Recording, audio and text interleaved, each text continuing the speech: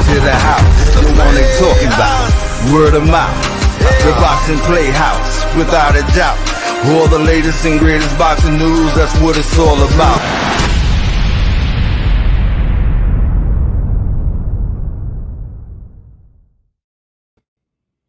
Welcome to the house, the Boxing Playhouse, and I'm Sakura A, and I have Emelio Santana with me tonight, and I am so ready. You know why? Because tonight we're naming this Refs Appreciation Night, and I can't wait to introduce our current referee for the Florida Boxing Commission, as well as several sanctioning bodies, and our former retired Hall of Famer, the amazing Joe Cortez. So we're going to go ahead and what I want to do is just get them both on here, right? Let's do it. And then have them try as best they can, because, you know, they try to be, you know, they don't want to be political or anything.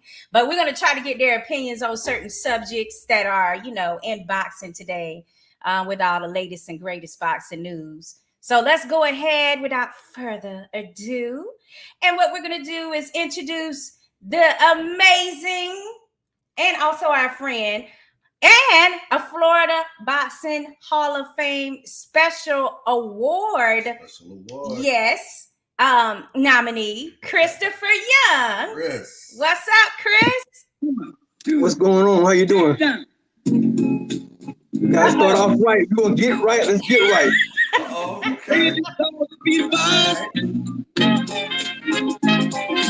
gotta pay the cost to be the boss. Okay. It went old school. Got to. It's the payback, huh? Chris. What's up, boss? Get on your feet. Not today. I may give you a split one day. Okay. Maybe at the Hall of Fame. We'll see. Oh, okay. And we're gonna hold you to that, because you know this year the Florida Boxing Hall of Fame is gonna be lit in the best way with all the inductees as well as yourself. And we wanted to congratulate you on your award. Well, thank you. Totally unexpected, but I do appreciate whoever nominated my name. Thank you. And then thank you to also Florida Boxing Hall of Fame for even considering me for such an award. So I just want to continue to do them proud, to do the sport of boxing proud. Yes, for sure. And now that we know your style and music, we're going to definitely have to make sure we incorporate that from now on. We got to ask Joe Cortez exactly what his type of music is as well. You know, being from Puerto Rico, he might have a little different type of style going on. So let's go ahead and introduce the incomparable, the fair but firm referee all these years, starting out as a judge in his career after boxing. Let's go ahead and get the not the Florida Hall of Fame, but the International Hall of Fame inductee, the Joe Cortez to the show. Yes. How y'all doing there? Everything's good. Everything's good here in Burbank, California right now. And it's a little chilly out here, but it'll be real nice tomorrow. Be here for the weekend, so looking good out here now. I wish I was there. I can't even lie to you, Joe. I want to be there so bad.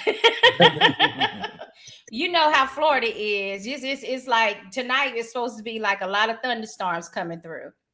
So 1 minute is sunny, the next minute it's like life or death. Baby, I'm looking at Joe's neck. He's making me feel a little light tonight. I know. You got that bling on, baby. He chunked up. I feel a little light, Chris. I'm thinking. Joe, show us what's on your neck. Show us what's on your neck. You got the gloves right there. This is my golden gloves that I wear them every so often. Yeah. Okay. Yeah, I like that. I like your style. Now tell us, while we're on styles, you know, Chris came out with his Payback, James Brown type of music. Chris might have to put a cape on when he comes to the ring.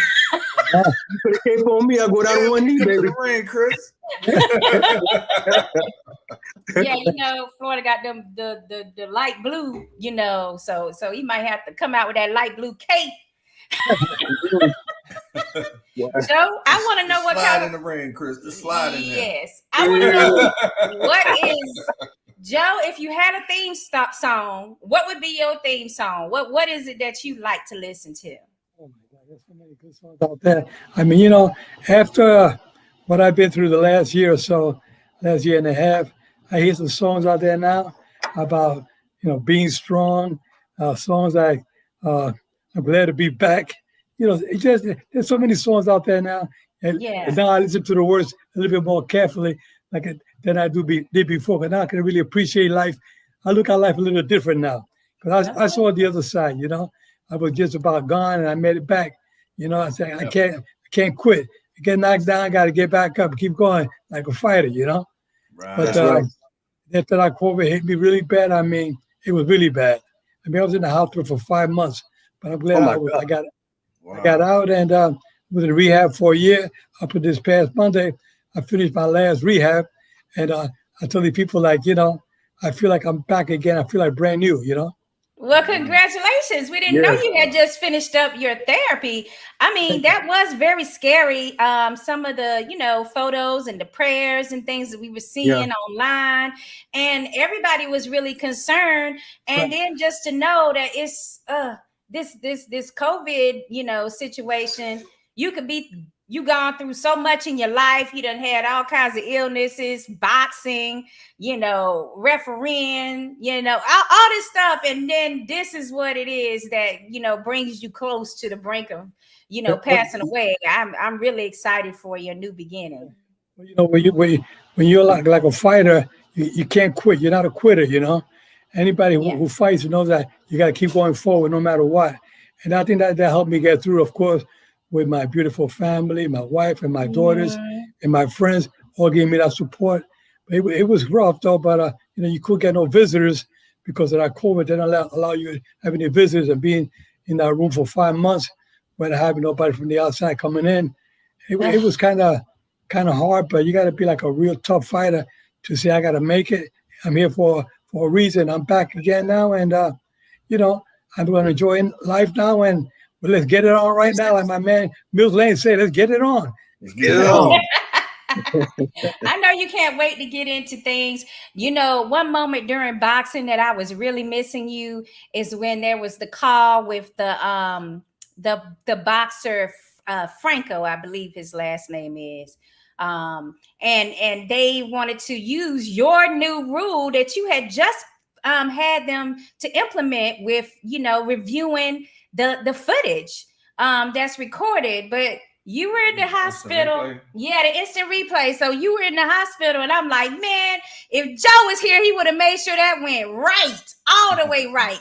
I knew it, and I love you for putting something like that in place, because it seems like to boxing fans, we're just like, dang, it's just so simple. Use the replay, Well, in Nevada, the Nevada State Athletic Commission, Bob Bennett, who was the executive director at the time, we discussed all of this amongst the referees, and it was something we had to do. And we know we had to implement something that would be fair for the fighters and for the fans. We want the right guy to win. You don't want to call a knockdown when it was actually a slip, or vice versa. There was a headbutt and the referee said it was a punch. We go to the replay. We got to change that around because, we would, like I said, we want to make sure the right guy wins. It's only fair. I mean, it took football like over 25 years for them to fine tune it the way it is now. And we've been doing it a little bit over a year now here in Nevada.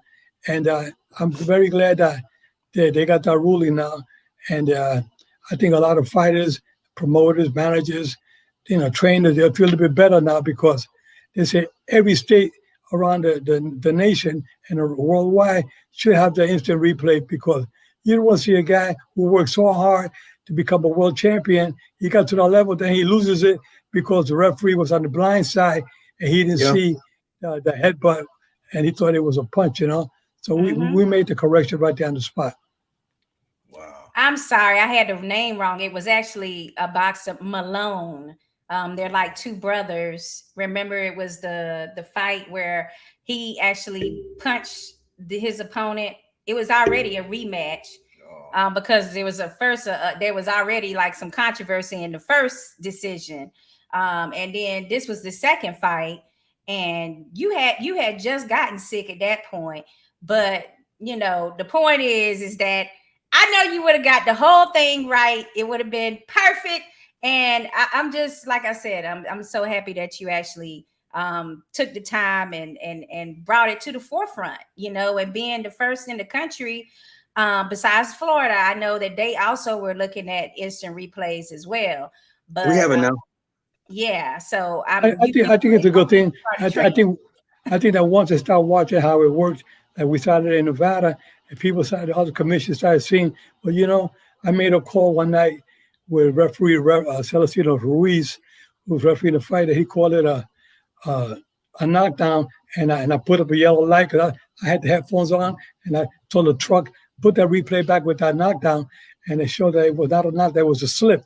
It was, you know, so I put up a yellow light on the ring apron, and the referee saw all that. He called timeout, and he came to where I was up the corner of the ring. I told him that was not a knockdown, that was a slip, a change-out ruling.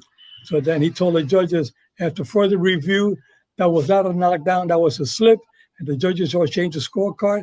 And then this way, it was a good thing. And everybody said, you know, that's the way it should be. Why should a guy be penalized? He worked so hard to get to that level. If he would have lost that fight because of that 1 point, it would have been a big difference. So we're glad that these things are taking place now. And, you know, like anything in life, sometimes you have to make some adjustment to make life better, and not only in boxing, but in life itself. Definitely. If you know what I mean. Yes. Joe, I want to know right away, man. Fair but firm. Where did that come from? Well, we were doing an interview like I'm doing right now with you guys. They said, Joe, what does it take to be a good referee? I said, well, you know, you got to be fair with the fighters, but by the same token, you got to be firm. You know, so then I watched the interview later on. I watched it. I said, yeah, you got to be fair but firm. I kind of liked it. I said, you know, my buddy Mills Lanes has his own catchphrase, you know, let's get it on. And Mike Buffer, he has his thing, let's get ready to rumble. I said, what the hell? I'm going to come up with my own. I want to be fair but firm. So I tell the fighters, all right, guys, we went to the rules in the dressing room. I want a good, clean fight, protect yourselves at all times. And remember, I'm fair, but I'm firm. Touch him up. And then, you know, Sylvester Stallone, when he had me do the movie Rocky Balboa, he said, Joe, you got to use that phrase, I'm fair, but I'm firm. And I did it. Everybody loves it. There you go. Yeah, because it's so fitting. Like it really, you know, says exactly like what I feel is like, you know, what a boxer should stand for. And that they're there for. Like, you know, you want to be fair, but at the same time, don't try me, right, Joe? You can't take no nonsense. You got to be a no-nonsense referee and let them know I'm going to be fair with you, but by the same token, I'm going to be firm. I got to take action. You know, Mike Tyson will tell you. I mean, I refereed Mike Tyson like 8 times, and including his last fight, and I had to take points from Mike Tyson. I kept telling him, Mike, watch your head. He wasn't. I mean, I remember when he bit Holyfield's ear. That was Mills Lanes, the referee for that. He tells everybody, Joe, if that would have been you in there, that would never happen because, you know, he said the referee kept letting Holyfield get away with the headbutt, and he says that he wasn't doing nothing. He said, I got mad and I bit him. But I said, well, anyway, Mike, maybe you should have something to eat before the fight. You know? But I think it, Joe, they actually had somebody that got bit this past weekend. Yeah, I saw that. Yeah, that was the referee was Robert Hoyle, and he called me up to see, you know, did I see the fight? What my opinion? I told him, listen, you know what? The 1 point deduction was okay, but I would have taken 2. And I said you could either disqualify the guy, and nobody would said anything because you know you can't let these fighters get away with this nonsense. You know, this is supposed to be a good sportsmanlike conduct type of sport, even though we're in the hurt business. But we want fighters to fight clean. You know what I mean? Right. Yeah, for sure. I definitely see that. No, guys, they got to have that dinner before they come to eat. They got to hunt something in the room before they come out there.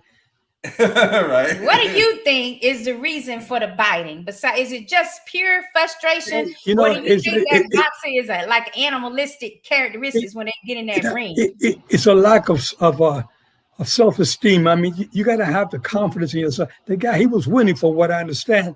I heard he had the guy down twice. What the hell are you going to be bagging the guy for? I mean, you know, if I probably would have disqualified it, I would have seen what's going on. I would have to evaluate the whole situation and then say, okay, you know what?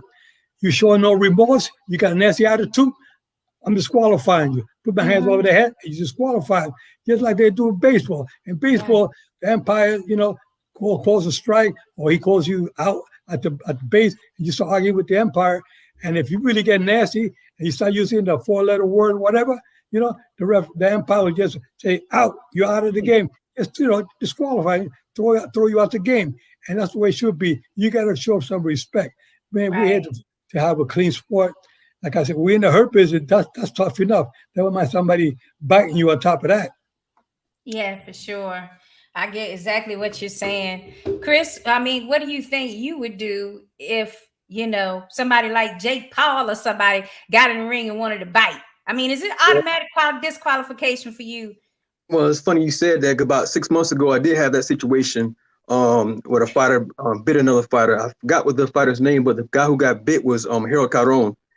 And he was already being chippy already.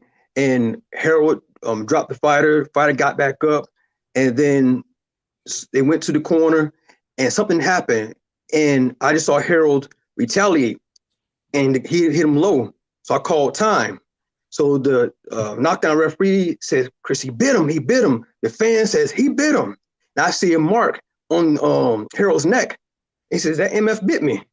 I'm like, do you bit him? I said, we're done. I just disqualified off rip because the way it was going, it'd been a mess. And then the fans want to get at the fighter that bit him, and it was just a whole mess. But on that same night, I actually used instant replay, not for that fight, for a previous fight, where I think it was round 2, we call the A-side fighter, hit the guy low. I gave the guy 5 minutes, called time. I do keep your punches up. Well, while they was going at it, the aggressor switched over from orthodox to southpaw. So now I'm on the blind side. So the dude got hit. The dude turned around and he hit 2 more times. I said, stop. Because when you turn your back, it's active submission. He said, hit me low. I said, I went to commission. I want to do instant replay. We were live. And who was the commentator? Ivan Calderon was the actual commentator. Jeff went around. He says, Chris, hit him low. I said, okay, this is what we're going to do. We're going to resume the fight. I'm going to give you 5 minutes. After clear the ring, give the guy 5 minutes. Are you ready? Okay, time. I took a point from the defending fighter who hit the guy low a second time. Then the fight when the fight resumed, went to scorecards. I mean, the guy who got hit low lost anyway, but he actually thanked me afterwards. Thank you. Let me continue. So that way he don't have a knockout on his record. But the fact is, we were right or wrong. From my vantage point, I couldn't see it. I really couldn't. But see, on the open side, the fans and the commentators saw it. So just when he just happened to switch and they was fighting on the inside, and sometimes no fault of the referee, you know. Sometimes you end up on the blind side. That's why I try, you know, especially if you got to do your homework beforehand. You know that the guy has a tendency, he could go southpaw on you. So you got to be ready, be prepared to be at the open door, because if you're on the blind side, you're going to miss a punch from either one of them, or you may hit the headbutts. Also, there's a more tendency of headbutts when you got a southpaw, you know, with a right-handed fighter, you know. So you have to try to always try to be at the open door. But you know, we're only human. You can only call what you see. You know what I mean? Yeah. It was just so quick. And normally when it does happen, I try to stay at the apex of the triangle, especially on the open side. So it's a dance. It can happen. If they switch on you real quick, you're only human. You're going to be at one side, but so quick, you know. Yeah, for sure. And a lot of how long you been refereeing now? 5 years, sir, for the professional side. If you count my amateur experience, about 10 years. Yeah, well, you know, it takes time. You know, as you go along, you'll see. I did it for 35 years as a referee. So you know, it takes a while before you fine tune everything. Everything comes with time, you know. But the more experience you have, the easier it gets for you. But the thing is that sometimes you can't help it. These fighters sometimes they have a tendency of going low, or they have a tendency of using the headbutt, or hitting an opponent while he's down, or hitting on a break. All these kind of things like this is what you have to try to stay on top of. But today you guys have the luxury of watching the fights on YouTube. See if you know a fighter that you're doing that particular night, check his record and see if he got stopped in the last. How did they do the last previous fights? You have an idea. If he got stopped, let's say they stopped him 2 or 3 times in the last 4 fights, then you got to stay pay close attention, making sure he doesn't take unnecessary punishment. You see, so you have to, today, where like I said, YouTube, you can watch a lot of these fights and go on Boxrec and read about their history, the past fights, and see, get a better idea of how these fighters are going to perform that night. And then when you go in the dressing room to give them the instructions, you can tell them, hey, listen, I know you got a tendency of hitting the fighter on a break, or you hit low blows, headbutts, or punches behind the head, and all that. So I'm not going to tolerate none of that nonsense tonight. He's telling me this is what I expect with a clean fight. If not, I'm going to start taking some points. Now, or I can disqualify you. And then this way, you put him on their toes, Yeah, I currently do that now. I constantly watch, if I have an assignment coming up, I look at the box rec, see their styles. If he's southpaw, like fight on the inside. Does he fight dirty? Does he bend the rules a little bit? How does he react when he gets hurt? Is he one of those Gotti type of fighters, or does he fold? So I do what you're telling me and stuff, and I always want to be prepared. That's right. And firm. Yes, and firm. That's your thing. I got my own thing, but I'm gonna let you do your thing. Hey, Joe, wait, Chris, what is your thing? Oh, go ahead, Chris. Oh, if I have the main event or the co-main event, I do what Mr. Cortez does. I say the usual stuff, but I tell them that, gentlemen, I says my job is to count the 10, and y'all 2 are the judges. Let's touch them up. So they know that y'all 2 are the judges, not me. My job is to enforce the rules and count the 10. So, Right. Joe, I want to ask you, out of 35 years or so that you've been refereeing, what major super fight happened that you was like, man, I wish I could have did that fight there? Is there a fight that you would have liked to have done? Well, there's some fights that I would have loved to have had referee Muhammad Ali. I never had the privilege of refereeing Muhammad Ali. He would have been one referee. I mean, I would have loved to have done, but never had that. But when he was going out, I was just starting in the pros, But I was able to. But I was able to referee, a lot of the big fights, like George Foreman on numerous occasions. George Foreman winning the heavyweight championship at the age of 45, and nobody ever thought that George Foreman would do it. And I had the honor of refereeing that fight, and other fights prior to that with him, and after that. So I've been blessed in doing him, Sugar Ray Leonard, Roberto Duran. It has been so many. Holyfield, Lennox Lewis, Camacho, everybody. Chavez, Canelo Alvarez. You name about some of the greatest fighters. Sometimes I got to pinch myself. I can't believe that I referee all these fighters throughout those years. It's been an honor for me. Wow. Who's your favorite fighter, Joe? Well, I try to stay away from favorite fighters. But, now that I'm refereeing, I stop refereing. Now I sit back. I can enjoy the fight. When you're a referee, you're active in there. You got to start. You can't have a favorite fighter. It's all after it's all over and done with, because you can't be having favorite fighter. Because when that bell rings, you want fighter A, fighter B to start at the starting line together. But if you got a favorite fighter, he's already up here in the front, and the other guy's back here. You got no favorite fighters after either they've been retired for 10 years or they are, fighters that I can look back now and say, like Sugar Ray Robinson was one of my favorites of all times. Sugar Ray Robinson, Muhammad Ali, those guys, they were some of the great ones. There's been so many great fighters. Salvador Sanchez was another great featherweight. Wilfredo Gomez from Puerto Rico. There was been so many great fighters, and now you got a bunch of young fighters up and coming. You got Devin Haney, you got Cervantes Davis, and you got there's so many young fighters are coming up the ranks now. I really sit back now that I'm retired. Now I can enjoy the fights a little bit different, because now I'm not really in there no more with them. I can sit back. I can do commentate.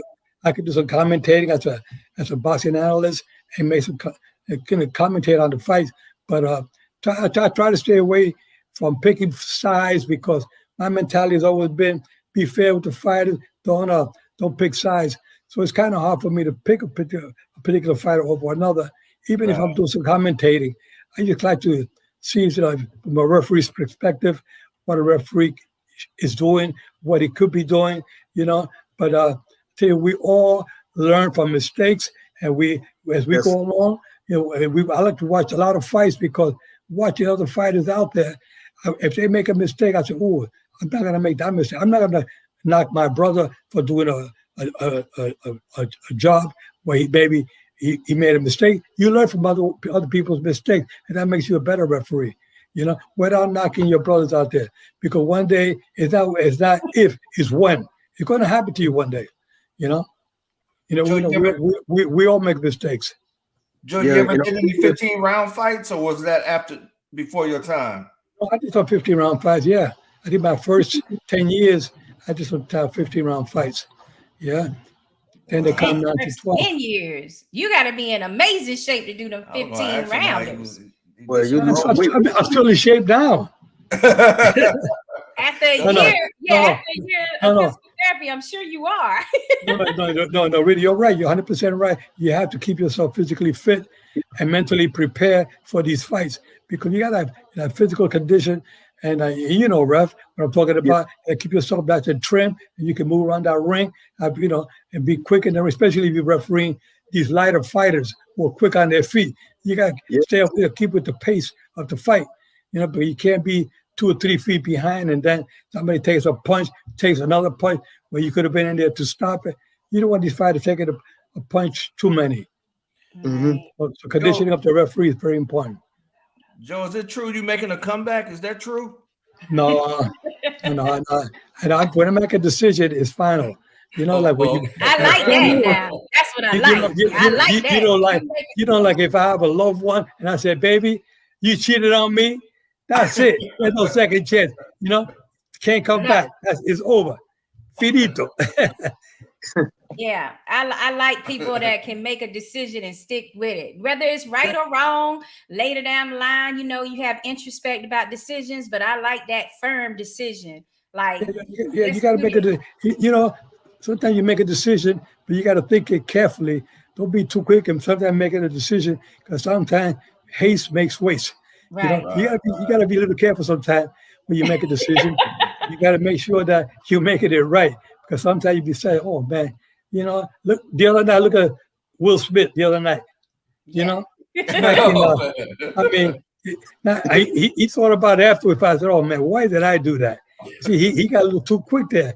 He should have thought about it a little carefully, because now look all the heat he's getting, and all the backlash of all this losing his temper. You can't lose your cool. Same thing happens in life. If you lose your cool, you're gonna lose the fight. Take it easy. Don't get excited. Let's do things the right way, so that you can last. And if you're gonna break up in a nice, easy, quiet way, without having to smack anybody around. You don't have to be smacking nobody around, putting your hand on people, or saying the wrong things. I think being easy, nice, and say, you know what, you may not like something. You say, you know what, we'll talk tomorrow. See that tomorrow, my head is more clear. I won't say something I'm going to regret, or I want to do something. It's better to take it easy and think it over carefully and be smart about it. That's why people say, "Joe, how long you been married?" I don't know how they put up with me, but you know what? It's because I don't argue. I don't like to fight. I'm the easiest going guy in the world. I like to just keep things nice and calm, and I've learned that from boxing. I learned how the discipline. They teach you, if you lose your cool in the ring, you're gonna lose the fight. And I've taken that into my personal life. Take it easy. Now, what I was going to say is that was one of our hot topics about Will Smith and Jada and Chris Rock. So I'm glad you did kind of touch on that. I mean, in my opinion, he has to go home with Jada, the female. So I think he made the right choice, because you don't want to go home and go through hell for like 2 years because you didn't react or respond, to somebody publicly, trying to humiliate you. So I think he made the right choice, because he's the one that has to go home with her later, and there's no escape when you're home. You know this. But let me tell you, I know Will Smith. Will Smith is a hell of a nice guy. You know, he's the Yeah. easiest going guy in the world, very kind, very humble, and he lost his cool that night. You know, he lost his cool, and you know, and Chris Rock is a nice guy as well. You know, he's a comedian. You know, that's his job. And you know, the guy's a comedian. He's gonna say some things, but you gotta just, you know, you in the business, in the entertainment business, you gotta know something. We gotta maintain the cool. You know, the coolness. Yes. I felt like they were friends, so I don't know why he wouldn't just give him a call before the show and say, hey, now I got a joke coming up tonight, so I'm just letting you guys know, you know, I don't want you to think I'm taking this, you know, I'm doing this to be personal or you know, I'm doing this to hurt anybody. I'm just letting you know I've got a joke coming tonight. So I just don't understand why that wasn't done in advance. And maybe then somebody would have told him that, you know, Jada had, you know, some hair issues that she was going through. You know. I guess not from now on. He'll be careful. Yeah, you're right. For now. He took that. I mean, he didn't even take the standing 8 count. He just took it pretty cool. He took it. I thought he was going to be in a concussive episode there for a minute, but he wasn't the storm. Then he kept his composure and he kept on with the show. You know, he did it real good. All right, yes, Emelio, it's your turn. What do you think about Will and Jada? Or it's really Will that did that. So I don't know. I think you should have checked Chris after the show. You know, later somewhere, you know, in the back, maybe he could have, yo, man, I appreciate what you said or whatever. You know, that's how I would have probably did it. I would have just waited till, you know, behind the scenes and stepped to him. You know, instead of now everybody gonna be looking at this, making all these jokes and memes and videos that's out. So, you know, I would have probably just stepped to him after the, you know, after the show or whatever. Okay. And Chris? Oh, go ahead, Joe.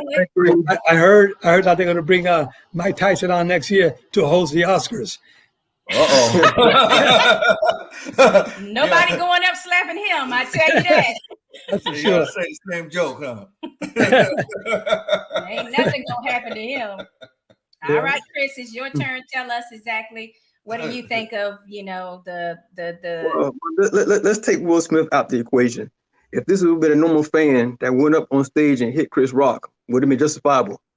Would it be right? See, for me, you know, if he'd have crossed the line, like let's say if she had cancer or went deep and personal, you could push the guy, was getting afterwards, but this hard off and hit him, like, this could mess up your career. Now, I'm pretty sure Will bounce back from this, but for right now, you're gonna have the stench on him for a while. I mean, this was your night. You know, you got you an Oscar. I mean, everything was wonderful. And Chris made a joke. Now, I didn't think it was warranted to come up on stage and hit the guy. You know, I'm just glad Chris did not retaliate, because he would retaliate. How would that look now? See what I'm saying? Now it's two black brothers. It's two black men that would not be cool. Yeah. Chris did keep his cool, and that was amazing. So I'm glad that he did, you know, he was able to refrain. It was not a good joke, first of all. Like, if you're going to take risks like that, make it funny. But she does have alopecia, so that's where it got sensitive for her. You know, the fact that he's talking about her bald head, and then it's, you know, the alopecia. So now, I'm pretty sure, not to put my man on the spot, but I'm pretty sure Mr. Santana back there will defend his girl's honor. But it has to weigh the pros and cons, because I don't think that spending 30 days in jail, or however how long I'll be in jail, is worth that. Right. Now, if you attack my lady, then I'm gonna give you the problems you're searching for. But for that, nah. Well, you know, Chris, we don't have them problems, because what he has to do is pull me back. He's the one that have to, like, because, you know, I'm a fighter. I'm a self-professed female MMA when you get on my man's side. So his job is to, like, hold me back, because I'm the one that's gonna go to jail. Oh, so Sakura comes from a long line of wig snatchers. All right, I got you. Right, Joe know what kind of woman I am. I'm the kind that's you ain't gonna just get away with disrespecting me too much. It's some repercussions to that. Joe with some comments, baby. Oh, I think Joe froze. Joe, are you with us? Joe froze. Yeah, he froze because somebody called in, I believe. Oh, there you go. Well, hopefully he'll be back with us soon. Let's go ahead and read some of our comments while we're waiting for him to come back. So I wanted to write the run with Chris. Sherman Henson, trainer Sherman Henson says Chris is one of the best up and coming referees in boxing. I truly appreciate it, Mr. Henson. I really do. I do the best I can. Now, Jesus Escalera of TNK Boxing Promotions, he says both of these gentlemen are straight professionals, and I always am looking forward at their work as a former referee in the amateurs, and I wanted to see how the pros do it, and both are great at what they do. I'm proud to see them do so much in the sport. Much more to go. Right, Tito. Yeah. All right. Love, Jesus. I really appreciate that, man. Awesome. Then Danny Santiago, our Florida Boxing Hall of Famer, as well as what is Boxing Playhouse Latin America host. He says Boxing Playhouse, Ref Young and Joe Cortez all in the same show. Yeah. Woo. Get it happened there. Yes. There you go, Joe. Oh man. Man. Okay. All right. So we got I got a few questions for him. Go ahead, Chris. No, what I would like to know, Mr. Cortez, like, first off, what made you get into as far as coming from a fighter to a boxing referee? Because most people don't know that you was a pro boxer with actually a pretty good record. In the beginning. Okay. So what made you go into becoming a referee? Somebody came up to me, a gentleman by the name of Pat Masher from New York. He used to referee my fights when I was fighting in the Golden Gloves. And he said, I was managing a hotel down in Puerto Rico. And because I'm a New Yorker, I'm a New Yorican, born and raised in New York. I moved to Puerto Rico. I started working in hotel management. And Pat Masher was one of the guests at the hotel. And he started talking to me. He said, Joe, if you ever come up to New York, maybe we can talk about refereeing some fights. I said, well, I don't know when I'm going up to New York, but I was thinking about it going back to New York next year. So the following year, I did move back to New York. I called him up. He got me started with the Police Athletic League. And I did there a couple of shows. And then the Golden Globes was right around the corner. And then he said, we're going to put you in the Golden Globes because you're doing okay with the young kids. And next thing you know, one night I was doing a fight in Brooklyn. And there was a big snowstorm and no referee showed up. And it was a novice division, these young fighters coming up. And they had 27 fights, no referees. I was the only one there. Whoa. So I ended up with 27 fights. But, they were short because they were beginners, the novice division. So I did 27 fights, and then they had me doing the quarterfinals, the semifinals a couple of weeks later, and then the championship fights in Madison Square Garden, all that within a 6-month period. And then the New York State Athletic Commission, Frank Morris, who was the deputy commissioner, said, Joe, I was watching you the other night at the Garden refereeing those 2 championship fights with the Golden Gloves. He said, you got talent. I'll have to use you in the pros. I said, well, I've only been doing this 6 months. I think maybe it's a little too quick. He said, Joe, you got natural talent being an ex-fighter, and the way you have that good lateral movement, the way you move in the ring, good ring mechanics. He says, you know what it feels like, you've been a fighter. So he says, you don't let your fighters take too much punishment. And that's what we need in the pros. He said, I'd like to get you started doing the 4 rounds and 6 rounders on every card we have in New York for the next year. So we'll see how we work it out. I said, gee, I think it's a little too quick. He said, no, Joe, give us an opportunity to give you that license, and we'd like to have you on board. So I jumped on board, and then a year and a half later, I'm already doing main events on national television, And then, so I did a couple of more years. Next thing you know, 5 years into the pros, I'm doing my first world championship fight in Atlantic City, and it was Aaron Pryor against Miguel Montilla, and that was my 1982. That was my first world title fight. And my dream was to do one world title fight. I would have been happy as hell. And, I ended up retiring. And for what they tell me, I had 176 world championship fights when I retired in 2012. Wow. Oh, my goodness. How did you feel about having that door open for you after 6 months, I mean, did you feel like that, wow, this must be my calling? Because, for me to get this opportunity this fast, or did you think like, is somebody punking me? Like what was going through your mind? First of all, I couldn't believe it because I never dreamt ever of becoming a professional referee. But never mind, not only becoming a referee, but to do the fight that I referee all those years, to get to that level, and it was, I never thought I would become a referee. I never even thought about it until Pat Masher brought it to my attention. And then Johnny Defoe, who was the director of the Police Athletic League up on Webster Avenue in the Bronx, he said, Joe, we'll put you on the show here, and we'll see what happens from here. Next thing you know, like I said, the Golden Gloves right around the corner, and then doing those 2 championship fights. And one of the fighters happened to be Juan Laporte, who became a great featherweight champion. He was one of the fighters that won the championship that night in the Golden Gloves. And that was the beginning of my career. And Box Reds got me. I started refereeing in 1979, but I actually started refereeing in 1977. The same year I started the amateur. 6 months later, I was already doing the pros. But so Box Reds got me close to 1,000 professional fights in my career. But somebody left out 2 years, 77 and 78 out of the box rec. But you know what? That's no problem. I'm happy that I got to where I got to, and I've been blessed. And now my thing is help out other referees. We got to get them to correct that for real. I got to help. That's all right. Listen, I'm just glad that I'm alive, and I'm able to help out my brothers out there, my referees, help them around the world and get them on the right track, and help them to become top-notch referees.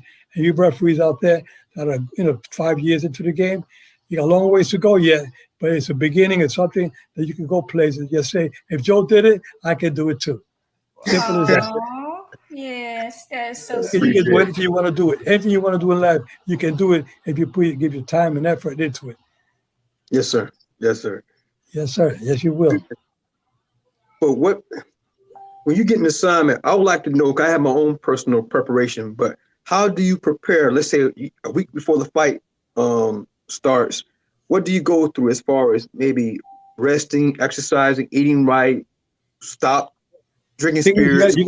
You always got to be eating right all the time to keep your weight, the way it should be. To keep yourself working out in the gym, go to the gym and work out when they do the sparring session in the ring. You should be in there with them when they're sparring to keep yourself, on your toes and keep yourself alert. So you're refereeing these professionals in the gym or amateurs. You get in there, work with them, because you got to keep that rhythm going. So when they call you for a fight and say, Joe, you doing a fight next week, man, it's too late. If you're always in that gym constantly, at least 3 or 4 times a week, even if you go there and referee and maybe 10, 15 rounds, 20 rounds per session, you're okay. You're going to stay on top of your game. You got to see, I have a boxing ring in my house. I've had a boxing ring. So when I started back in, actually when I moved to Vegas in 92, in 93, I had a professional boxing ring. I took one of my garages and converted that. That's what I still use it today. I had a ring in there. I got a gym. But my gym is not open to the public. I use it for my own personal use. And right now it's like a little museum, and you can look at my website, you'll see my gym is like, I got all kinds of sports memorabilia in there. But that's where I practice my ring mechanics. I hit the speed bag. I keep that speed bag going every couple of days a week. I hit the heavy bag, keep myself in shape. Even though I've been retired since 2012, I still stay active. Discipline. Yes, sir. Well, I did have one question. It's a little personal, so just let me know if I'm going too far. But I wouldn't be Secor A if I wasn't trying to get, some exclusive. Everybody's business. Yes. But what fight was your biggest payday that they paid you the most for? Oh man, there's been so many fights. It's been doing the Tyson fights and doing the Foreman fights and Roberto Duran. And there's a lot of fights overseas, like in Europe, in Germany, and in France, and Italy. A lot of those fights, when you travel abroad, they pay pretty good. But not everybody gets to do the big fights, And I didn't do it for the money. I did it if they told me, Joe, you're going to referee for the rest of your life without a paycheck, I would have done it anyway because I love it. You know, I never did it for the money. You know, I just love the sport. I love being in there, help protect these fighters, and try to just making sure that nobody gets hurt. I wouldn't suggest that you would do it for money now.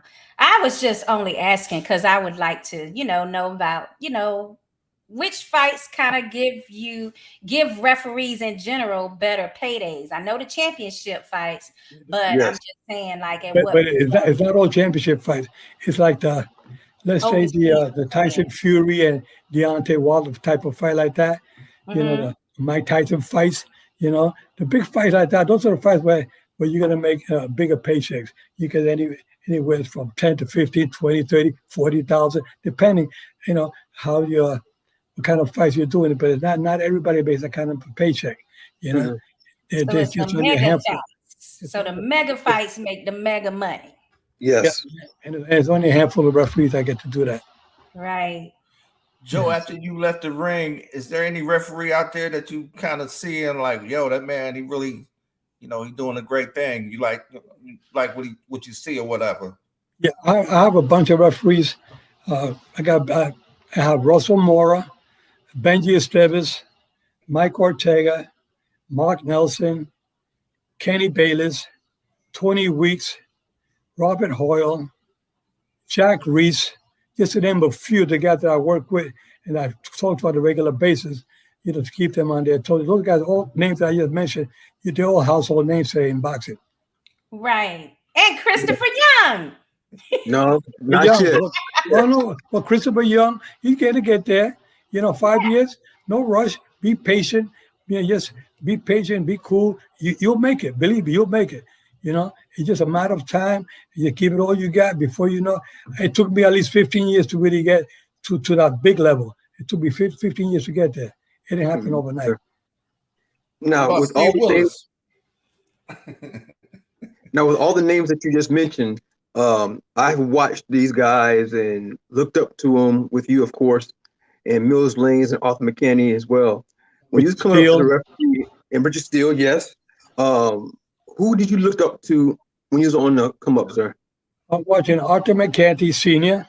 Yes. Zach Clayton, who was a referee the Foreman and Ali and Foreman fight in Zaire. Yes. That's Zach Clayton. Zach Clayton used to be a basketball player for Harlem Globetrotters. And he's always told me, Joe, he's told me we work a lot together in Atlantic City. He would tell me, Joe, I want you to be like a cat in the ring. He was in the living room and the hotel room. He'll move around, show me, and I would try to follow what he was doing. And I would do in the ring. I would do what he was telling me. He said, try to hit the guys in the elbow, tap him on the elbow. Don't physically don't go in there breaking them all the time. Just hit him on the elbow and move around and keep the flow of the fight going. He said, don't break him up too much physically.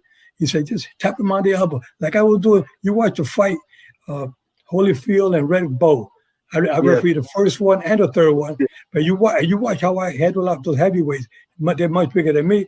And how Mike Tyson too. How I move around these guys, and I would just try not to get when they're in the clinch. Just hit him on the elbow. But you tell him in the dressing room, hey, listen, when you gotta get in the clinch, I would tap you on the elbow. I'm gonna tell you, come on, get the punches up, get him out, keep punching, get those arms out.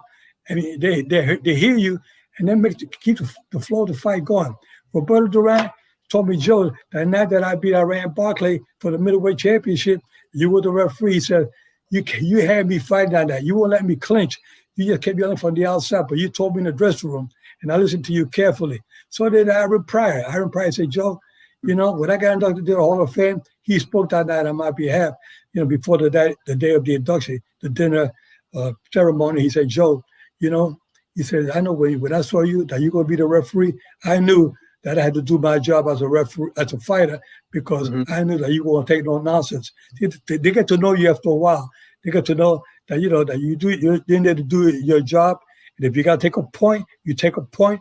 Just let them have it. If you got to disqualify them, disqualify them. Once they know that you're going to do that, and you talk to them in the dressing room, make sure they get your attention when you go get that restroom. No chummy stuff. When you go in there real serious. And let them know that you got the music on. They lower the music, turn the music off. They lower it. I said, turn the music off completely. Now you take control. So when you walk in that room, you take control. Now they know this referee, and you got to listen to that. Listen to what I got to say.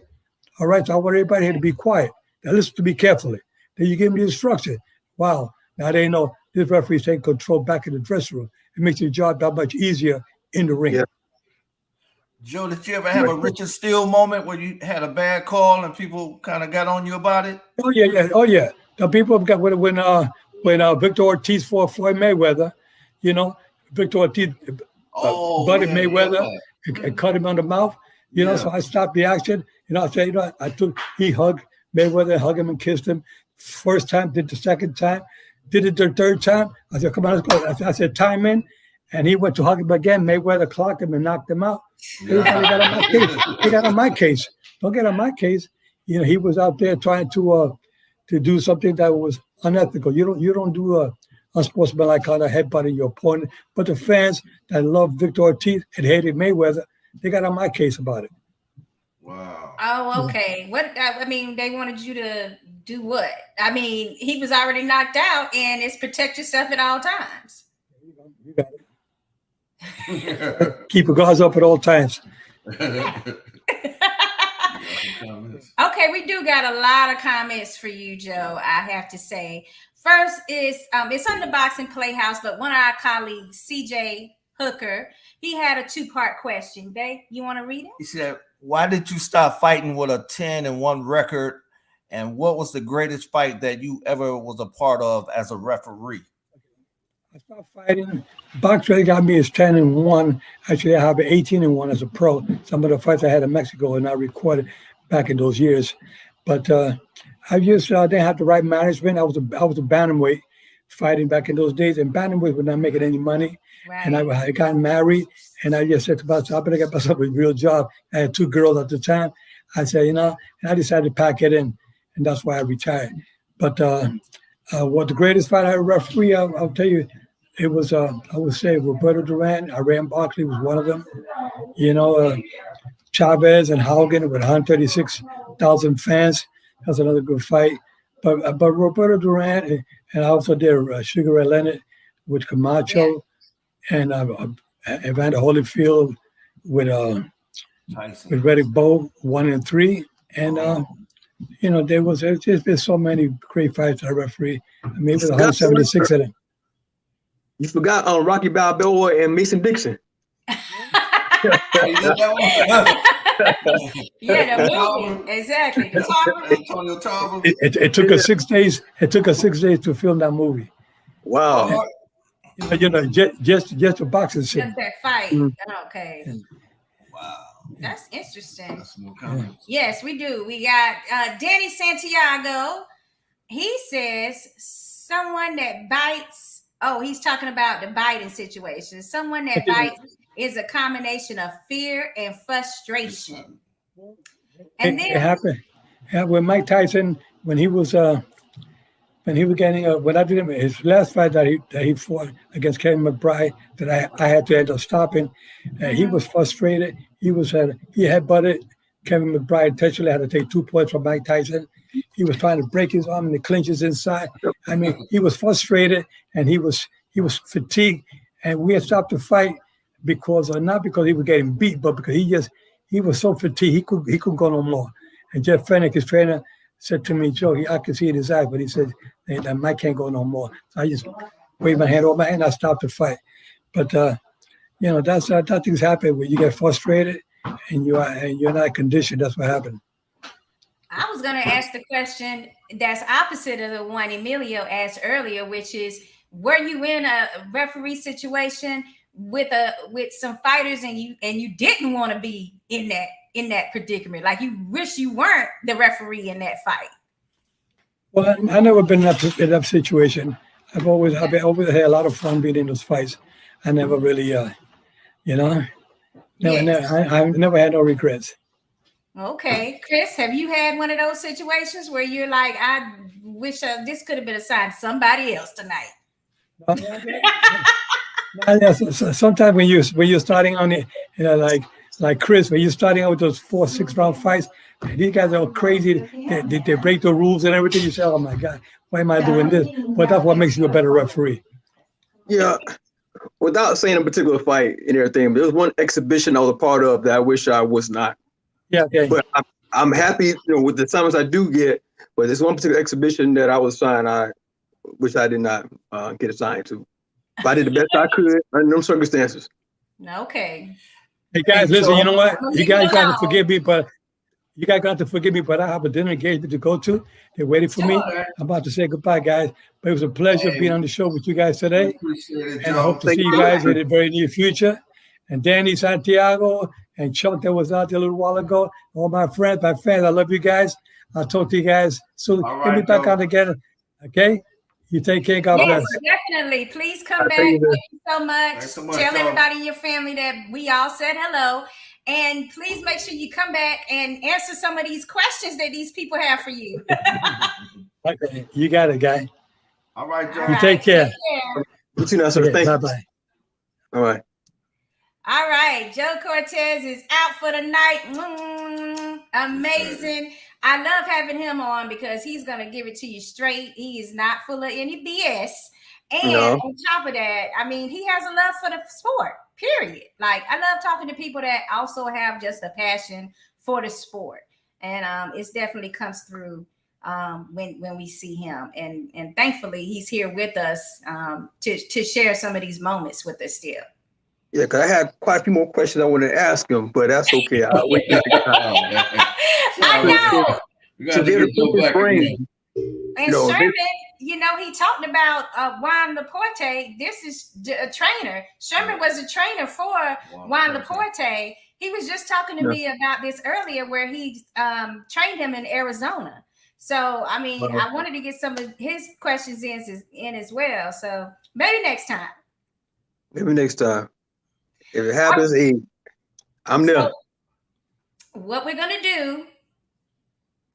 Oh, I see Emelio. He has a comment for you. Our Florida boxing ref, Emelio Lombardi. He says, my partner and great ref, Chris Young. Mr. Lombardi, thank you so much. Appreciate it, man. Yeah. It's my partner right there. All right, now. We never got to the hot topics. You know that, right, Chris? Oh, we didn't? No. I figured it's all about my man Joe Cortez. Yeah, you and Joe were supposed to answer some hot topic. Man, so I'm in this hot soup now. I got to sit in this chair uncomfortable now. Yeah, he left you on the spot for real. Boy. We're gonna go ahead and start. Oh Lord. We'll start with Errol Spence and Ugas news. Ugas' trainer says that Errol Spence is not the same fighter he was since the Porter fight. Sean Porter fight. So, agree or disagree? Both of you guys? I'm like, we'll be able to tell him in the ring. I believe if Errol Spence wasn't ready, he wouldn't step in the ring and fight this high-class caliber of fighter. I think Ugas is a live opponent. I don't think Errol Spence is going to go run through him. Give or take, I would say 60-40 in Errol Spence's favor, but Ugas is somebody to take very, very serious. And Emelio? I feel like Earl is ready. He's training. He was in that tough last fight with Sean Porter. Yes. That was a good, tough fight. Great fight.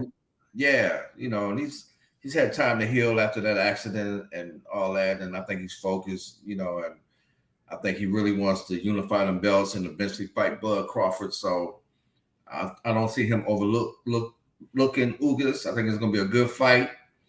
I see Earl winning, and hopefully we have some clarity in this welterweight division, with a unification sometime at the end of the year. So I think Earl is ready. Well, guys, I'm going to put it to you like this. I like to go and search out my facts. I mean, I just had to look up because I couldn't remember the actual date that Errol Spence had last fought. And yes, it was the Sean Porter bout. No, actually, I'm sorry. It was the Danny Garcia bout. And guess when that was, guys? December of 2020. I mean, that's a long break. That's some serious ring rust. unless you got some people in there sparring with you that's really giving it to you. It can't be no, you know, pantsy pants, work on your left hook type days. You know what I'm saying? You got to be in there doing some war type sparring in order to get some of that ring rust off. Now, is Ugas the right fight to start back up in the ring after that many months of layoff? How long was he out before when he came from the car accident and then he fought Porter? That was that June. That was like June of 2019. And he came back that following year. Yeah, he like right after the Porter fight is when he had the accident, remember? And then it was another year. He came right back to the top guy. Yes, because he does say that he doesn't believe in tune-up fights. He says he don't. Once you get to championship level, Spence believes that you shouldn't be needing tune-up fights. I mean, I don't know if I agree. We haven't seen him out. Well, I'm like this. Ugas is no tune-up. No, we definitely know Ugas is not the tune-up guy, right? So very respectful Spence. You heard me? Yeah, I hear you. Sometimes it take a name guy for a guy to get up and really get out there and work really and train. Yeah. Well, CJ says Errol Spence is ready. They say he's ready. Yeah, he says he's ready. He looked ready from what I see. Yeah, he looked ready now, and he dropped a lot of weight because he was also looking kind of chunky there. You know, when we saw him over in England or somewhere. We haven't seen him out partying and drinking. I haven't lately. No, I think he did cut that down some. You know, because his normal walk around weight is like 185, 190. His normal walk around weight. Damn. Yeah, he confessed that himself on radio talk show. That's what. I don't think that's healthy for you. I mean, when you're in your 20s, you can get away with it. When you start getting older, you gotta do a better job like that. Not everybody can be disciplined like a Floyd Mayweather or Bernard Hopkins, who stay around close to their fighting weight. Right. But to go up to 185 and drop down to 147, even though you have 2 months, it's a lot. That's what I think Keith Thurman and Broner was doing the same thing.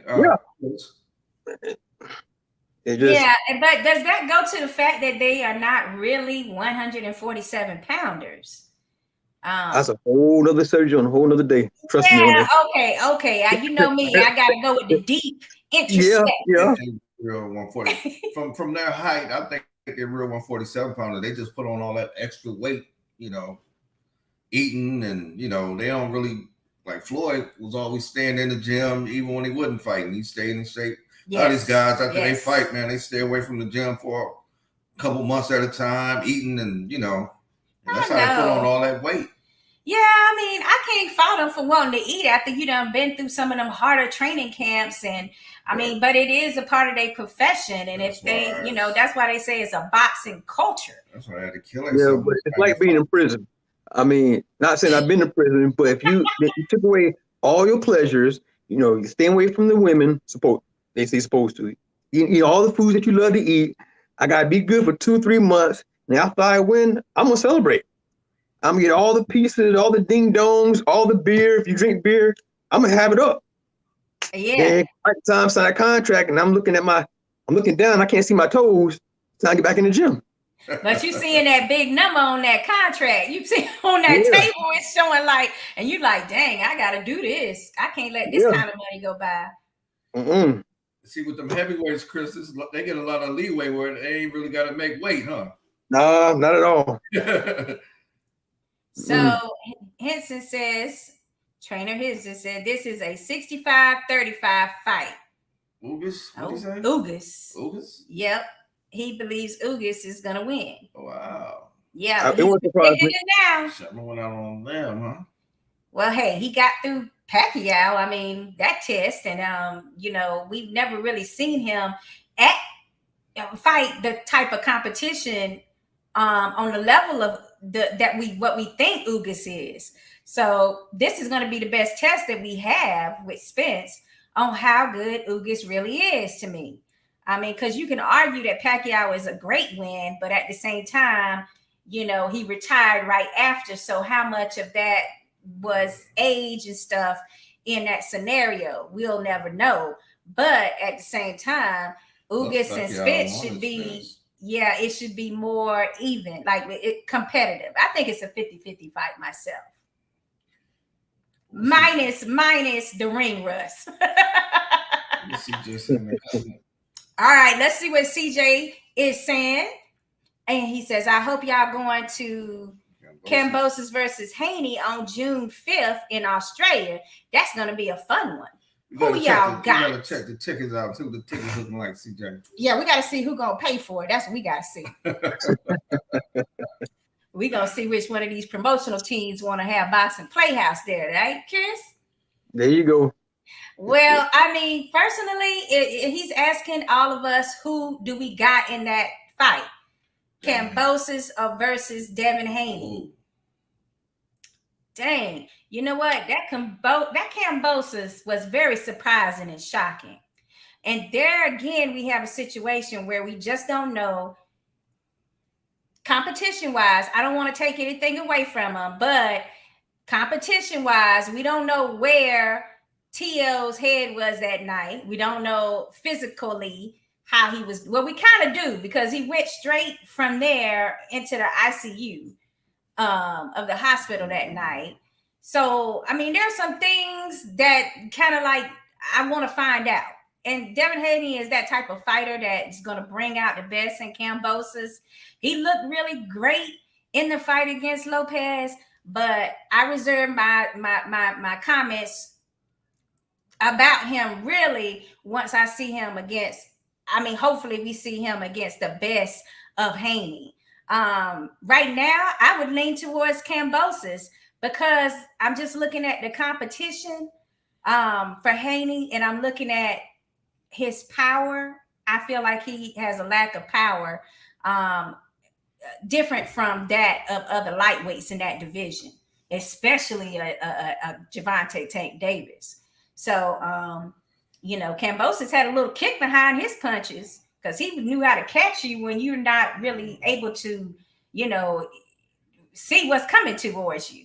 And those are the type of punches that make you, you know, lay out for a minute or two. So I'm going to go with Kambosos because he is the unified champion right now. I wanted to see him and Lomachenko, but this to me is just as worthy, you know, of watching and supporting. Guys, where you at with it? What do you think, Chris? Oh, you gonna put it off on Chris? Huh? Oh, okay. It all depends, and I must say it all depends. Okay, Australia got great fans. I gotta see who the referee is going to be. I gotta see who the judge is going to be. Okay. I think it's going to tell because at the same time, I don't think Haney has ever performed in a crowd of that magnitude. We ain't talking about no 15,000 people. Okay, think about what Joe Horn and Pacquiao did. They did crazy numbers at the stadium. Now we can all argue who won that fight, Pacquiao or Horn. I have my feeling. I believe Pacquiao won that fight. It's my opinion. I would have to sit there and look who all the judges are going to be assigned to this fight. I think it plays a role. Okay, well, Emelio, it's still on you. Man, I like Kambosos. You know, he surprised me that fight with T.O. You know, I didn't see a whole lot of him before that fight. Right. But I like what I seen, and I actually pick him. I feel like he's gonna edge Haney in this fight. You know, it might be a close fight, and like Chris said, that crowd over there in Australia, that big crowd, man, it might, you know, it might play against Haney. You know. And the crowd gonna boost Kambosos up, man. He gonna rise to another level. I give him the edge in this fight here. Okay, I want to make sure I clarify what I said earlier. I don't want to misconstrue that I'm saying that either Haney or Kambosos will get robbed. It just a lot of the fighters at the top level, they have a list of judges, referees they would like for them to work their event. Some judges like to score a particular way. Right. Some referees officiate a certain type of way. This is what I'm saying because I believe this fight could be more a tactical fight. Yes. I think Haney will have to make this fight boring and be on his bicycle. He cannot engage because if you watch the Kambosos fight, Kambosos countered very well Teofimo.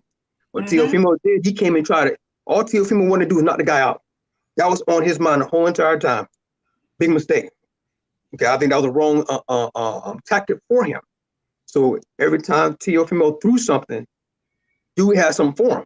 You know, whether it hurt him or not hurt him. And we started to see at round 3, round 4, round 5, you started to see Lopez a little concerned. Lopez did get a chance to drop Kambosos, and he did hurt him. But Kambosos that night, he had the eye of the tiger. He had that fire in him because Kambosos was not supposed to put up this much resistance. And I think Lopez also took Kambosos lightly. And what you have. Now, when Kambosos won the title, all of a sudden now everybody wants to call Kambosos out. Right. Everybody, mama came out the woodwork. And now I think Kambosos is I think it's his time. He put on a big show in Australia, and you can feel 40,000-50,000 people in the arena. Earned that. He's earned it. He's earned that, and this will probably be his biggest payday. You know, he may have. You know, I don't know the outcome of the fight, but just like y'all were talking about David Haney about being nervous from the crowd. Once again, referees get nervous in front of a big crowd as well too. It's different being a smaller gym where you have maybe 50 people in attendance versus 20,000 people. So once again, I have to think about it. I think this one will right down to the referee and judges on this fight. Sherman just said something that I was getting ready to say. I feel like if Haney gonna win this fight, he's gonna have to stop Kambosos. And I don't feel like he can do that. And also, if he tries to do what Chris is saying, which is outbox Kambosos, that was what was most impressive to me about Kambosos was the boxing skill, the knowledge of the distancing that he needed to set up those counters and creating openings. Kambosos was doing those things. So I feel like it will be tactical, just as you're saying, because both are more like skilled boxers. Who had a better chin? But Chris? I don't see Haney having the power to knock out a Kambosos got a better chin. I think Kambosos got a better chin. Yeah, and I love watching tactical fights because you have to know what you're watching. I mean, to the average person, they say it's boring. To me, it's not boring because it's a chess match. And to be able to see the intellect being used in the ring, they're not just guys just throwing punches. It's actually strategy being used. And even as a referee, when I'm refereeing the fight, I see it. But I gotta stay here. I said, ooh, that's a nice thing. Okay, I see what he's doing. He's trying to drop his hand. All right. But I'm watching what I'm doing because I'm a fan of the sport. And so when you see that high level of competition, it's amazing. You're absolutely right. I totally agree with that. Let's move on. Oh, you go ahead. No, I was just going to ask. I got another topic. I was going to ask Chris when the next time we're going to see him in the ring. April 9th. Mm-hmm. Oh, okay. That's a great weekend for a lot of boxing. And it's also going to be a couple of other big fights because we got Triple G against Murata. We got Ryan Garcia. And then we also have Lubin versus Sebastian Fundora. Yes. And that card is a card I really like because it has some new talent on it, like Jaleel Hackett from the Mayweather Promotions. Dorian also newly signed will be on there.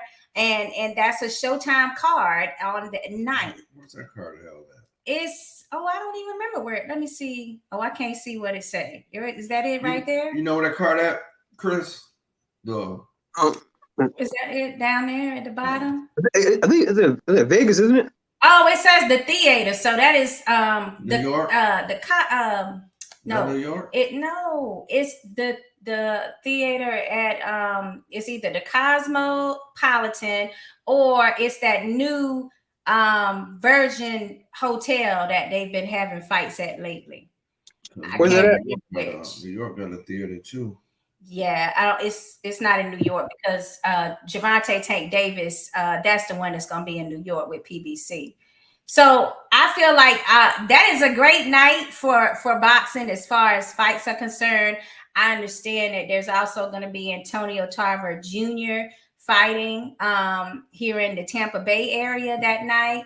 So we got a lot of boxing that we're gonna be having to catch up on, Chris, because we're gonna be in Biloxi. Busy, yes. Yeah, we're gonna be in Biloxi, Mississippi that weekend. Now let's go ahead and see. Let's see what I have next. Oh, this fight is gonna be great, guys. This is the Monster versus Donaire that was just announced. Yes, it's a run it back situation for June 7th, and it is for almost all the belts. That first fight was amazing. I'm sure the second fight will be just as good. And I'm actually expecting Donaire to win that fight this time, guys. It was very close this last fight, so I don't know. I'm feeling like the tide might turn on this particular bout. I hope so. I'm a big fan of Donaire, not just how he fights in the ring, but how he carries himself outside the ring. I mean, he's a class act gentleman with a heck of a left hook. But I think it'll be a great fight, possibly, maybe fight of the year. I think Donaire, this might be his last bet. I think he has to win this one if he wants to keep going. But I just think the fans are going to win that night because they in for a treat. You hit that right on the head, Chris. When you said they're a class act outside the ring, I got to meet him one time, man, and he was like one of the super nicest dudes I ever met, man, in that boxing. Very nice dude. So I'm a big Donaire fan. I know Secure is. Yes, because honey, and you can't tell me that he's a cheater because that body don't lie. He got 24/7 access. They got 24/7 access to him. He goes year-round VADA testing, and you will not fight him if you do not do your testing as well. I mean, he's making people live up to the standards that all the boxers should be at. So for that alone, I mean, and he can do that because he know he got the power, right? Like he doesn't need he doesn't need any extra pads or anything because he got that incredible power, especially at the lower divisions where he's at right now. So he's just amazing to me. Hey, Chris, I was watching an interview with Jamal Charlo, man, and Jamel Charlo. Okay. The younger one. Yeah, he had me laughing because he was talking about he wanted the body testing in his next fight, but he was saying how they kept knocking on his door, man, like every day. He said, "Damn, I want it, but not every day, man." He said, "Go check him out sometime." He said, "Yeah, they're knocking on my door every day," and he the one wanted it. I just think with VADA, I think VADA is the best as far as testing. Any other testing outside of VADA, I don't trust. No disrespect to USADA, but VADA has caught people. USADA has never caught nobody. and they charge more. They charge more. Yes. Look at the pricing for testing between VADA and USADA. VADA has caught people. And fights have been stopped and are postponed or canceled because of VADA. USADA, I'm still waiting. Okay, because it's like if you want this outcome, you need to make sure you're gonna pay us more. Yeah. I feel you on that. And Rob, he says Triple G, yeah, it's been a long while. Okay, Rob, you a Triple G fan? Hey, Chris, during your time of refereeing, have you ever seen anybody's hand wraps, man, with kind of like Margarito with the red, or anybody trying to pull that hand wrap? Negative. I have gone into dressing rooms and watched fighters get their hands wrapped, but I'm not really paying attention to their hand wraps. I have the inspector doing that. He's supposedly watching that whole process. My thing is to give the rules not only to the fighter but also to the his cornerman, because I got rules for them and expectations from them as well. Right. So I'm just focused on that. Because once I'm locked in for a fight, I'm locked in. I'm gonna focus on one thing. Now, when they come into the ring, I do check their gloves. I feel them. I make sure the padding's not in place. Make sure ain't nothing going hard in their gloves. I flip her up. Make sure the seams are not been bothered with, even though they've been taped up and they've been marked. There's a checks and balances process from the locker room to once they're in the ring, and once the fight is over, We do the same thing. If they take the gloves off, I feel the knuckles, make sure nothing is hardened. And then of course they go back and get their physical. But no, I have never seen anybody that tried to cheat. But I did go into a seminar, an inspector seminar, and saw all these different type of raps that has been called under question, that have been they've been used in testifying for hearings, and all the different techniques that some trainers or boxers may have used to get an edge over an opponent. But my thing is this: it's already hurt business, and to get an advantage like that, and why do you seriously hurt somebody or even kill somebody? That got to play on your conscience, you know. Yes. And my thing is this: I never want to see nobody get seriously hurt. Not on my watch. Right. I have this prayer, and I say this to the fighters in the back. I want you to walk out of here the same as you came in. My number one priority tonight is safety. I've said that hundreds of times, and I mean that. So that's, you know, for me. Hey, Chris, can you clear the air, man? There's a lot of people out there still believe that the Tyron Woodley took a dive. You was in there with him. Can you clear the air and let people know? Okay. I don't know how much I'm allowed to say. First off, there was no dive. KO of the year? No, it was no dive. It was the KO of the year No, for most people. It was a legit knockout. I'm sorry, you can't pay me enough to get hit with a overhand right like that. After he went down, he went out. I know he was bummed out. In the locker room, he was very, very bummed out. And they just say somebody called for the paramedics, and the show's about over, and we thought it was for Mr. Woodley. It was not for him. So everybody rushed to his locker room, and he's pacing back and forth saying that he should have kept his hands up. I should have kept my hands up. He does not know we're there. He's just pacing back and forth, talking to himself. Okay. And we check him, see if he's all right and whatnot. And he's all right. And in his mind, and I believe he figured out this is embarrassing. We had a lot of people there that night. We had the MMA crowd, we had the boxing crowd, you had the social media crowd. But no, that was not that wasn't fake. I mean, because I don't think why a man should be talking to himself, pacing back and forth, and he does not know we're there. You know, but the paramedics were there for somebody else. Right. Wow. So basically you're saying that Jake Paul really got the power. I mean, it's legit power. Well, I only refereed him twice. I refereed him on his first pro debut, and I was reluctant because I ain't gonna lie to you. I did not want to do that fight because of the YouTubers and how should I officiate them. And I was already cramping up. I was dehydrated because I had a 10 round. I had a long night anyway. And I asked my boss, how do you want me to officiate that fight? He said, since they want to be professionals, officiate them as such. Okay, cool. So I'm giving the rules in the back, and Jake basically asked me, hey man, my nose bleeds easily. You know, don't stop the fight. I looked at him, I'm like, we don't stop the fight for nosebleeds, man.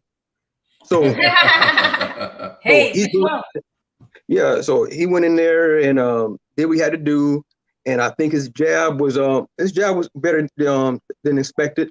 I think his first opponent, I think his base was so wide. To my niece and Gibb, his base was so wide that he was more off balance than anything else.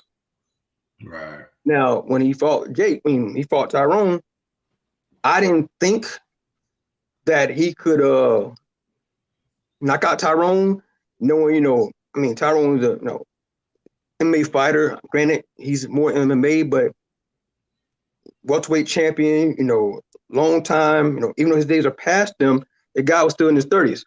So, and I started to see, 'cause I watched the first fight and trying to get a beat on how was it. And I think Tyrone did well for himself in the first fight. People could say that that maybe Jake should have lost that fight. I don't care. But what I saw in that ring with that right hand, because When he hit Tyron Woodley with that right hand, the sweat beads from Tyron Woodley's head hit me in my chest. And then when he went down the way he did, man, like I said, I was actually very, very concerned because we had a fighter not in Florida, but a fighter in Mississippi that fell the exact same way, and he seriously injured himself, and he ended up succumbing to his injuries 30 days later. So we had a meeting about that and what we would do if that actually happened. It just so happens when he went down the way he did, he sort of flattened out. So he didn't fall directly on his head and his neck. He happened to just flatten out, which I'm happy because we was very concerned. If you watched one of the doctors, when he came in, the first thing doctors being checked out, he checked out his neck. He will make sure there's no step-offs. Once again, because we don't want nobody getting hurt except on our watch. So, but no, that knockout is legit. I will go to my grave with that. And if it's a work, you sure have me fooled. Right. I do. No WWE in it, huh? No. Because if I'm going to quote unquote take a dive, I'm gonna take a shot to the body. I'm gonna roll on the ground like Oscar De La Hoya did with Bernard Hopkins. I'm gonna beat it on him and do that. If I'm gonna take a dive, I'm not saying he did. Hit in my face. I'm not saying he did, yeah. but it just I'd have done that instead of taking.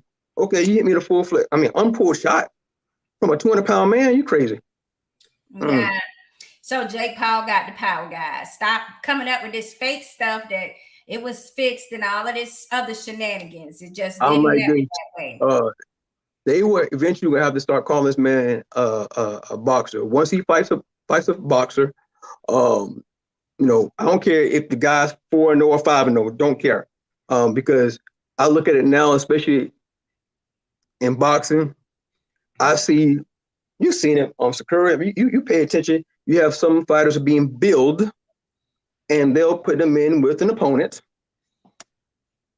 I'm like this. What's the difference what they're doing and what he's doing? What's the difference? I'm not advocating for him, but I'm just saying I think it's hypocritical where the boxers are doing it. Yes. Yeah, so it's hypocritical. Like if the boxing community is saying, "Oh, Jake Paul hasn't fought a fighter," but then you have all of these lower tier fights and some championship level fights and their undercards with these B-side fighters that are like equivalent to not having the experience they should to be in the ring with the professional boxer either. So you're right. There is like a little, it's a little hypocritical to try to pinpoint Jake Paul.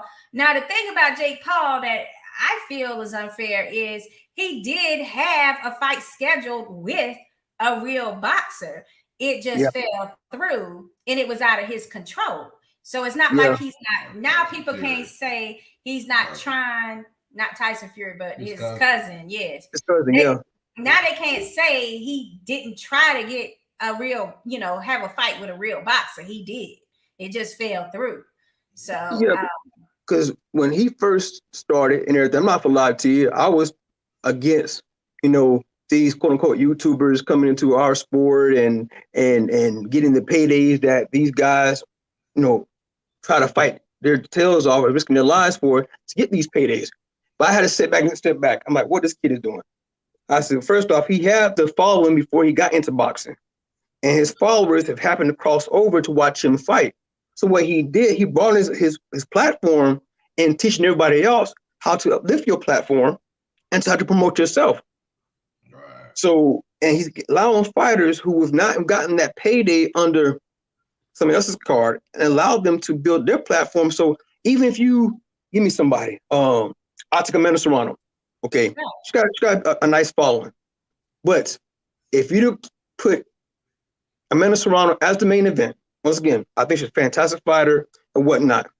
Would she have sold out the Ice Palace or the Emelio Arena, whatever arena that it is now? So if Jake was able to have his fans, so now his fans were able to see Amanda Serrano. So if she fought her tail off, which she did, she outclassed her opponent, great freaking fight. So maybe she converted some of Jake Paul's fans into her fans. And once again, a higher level. And guess what? She's freaking main event at Madison Square Garden. Not too many people can sit there and say that. Or how many women can sit there and say that? They main event at that Square Garden. So no, Right. I applaud him, and maybe instead of hating on the guy, talk to the guy is how the heck he did it. How do I do it? Right. Because it's a promoter's job to promote. I love his hustle game, Chris. Yeah. Oh yeah. I love his hustle game, man. And if he really, keep boxing and training, man, who knows how far he could really go, man. I mean, if he really just take the right steps. Yeah, he could be. He's learning on the job. Basically, he's doing what some of these what we call blue chip boxers are doing. He's learning on the job. What's the difference? Not only that, he can afford top-notch training. That's true. You understand? He's a multi-millionaire, and he's up there in Big Bear doing his own thing, training with BJ Flores and Shane Mosley and whatnot. So if he can afford, because training camp's not cheap at all. You got to pay the sparring partner, you got to take care of the coach, you got to take care of the hotel, the food, the chef. You got to take care of all of that. And if you're unable to afford that, you got to old school it. He's able to afford that, so he has a slight edge. So when he goes in there, once again, I wish nothing but success for him and whomever steps in the ring. I'm like this: look at what he does, emulate it. Just don't go crazy with it. I mean, many people will have to. They can learn from his formula. It's not for everyone. Everyone is not going to have 1 million followers. But I feel the part that people need to hone in on is how he's trying to uplift others while marketing himself. Like, he's not like, oh, I just want all this kitty and it's all mine. He's like, you know what? Let's put some women on. Let's showcase that these ladies got what it takes, and that it should be embarrassing to the boxing community to have someone like Amanda Serrano, top of her game, prize fighter, gonna have to retire and with no money. That's not cool. And he made it a point to point that out. So he's trying to do what you call changing the culture.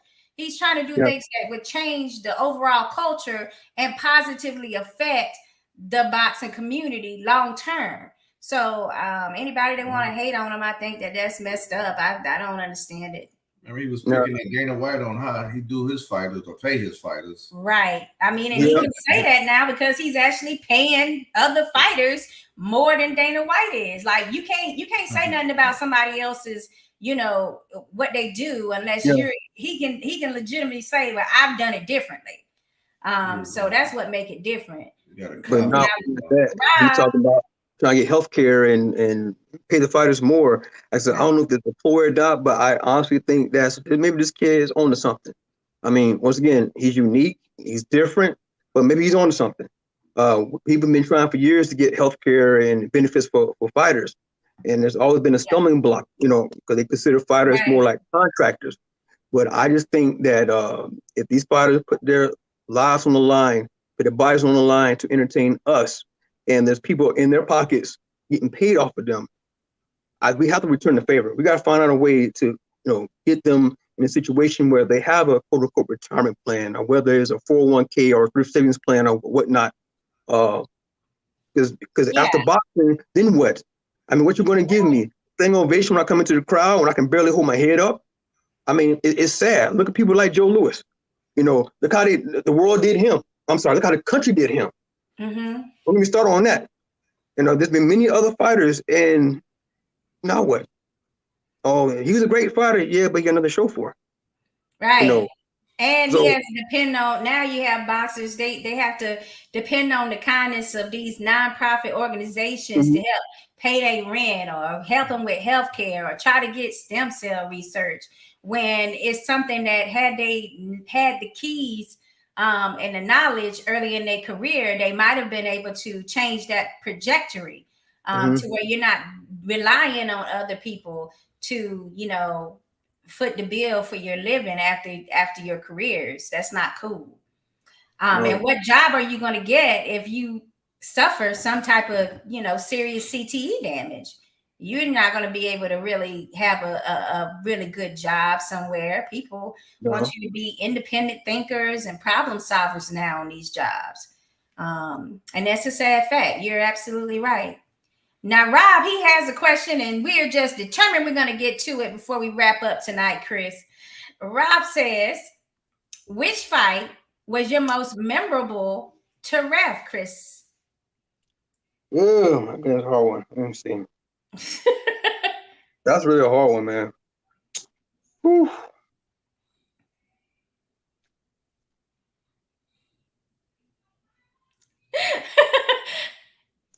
I don't want to sit and say it and everything because oh, you saying you have something in mind, but you don't want to say it because you're still an active referee.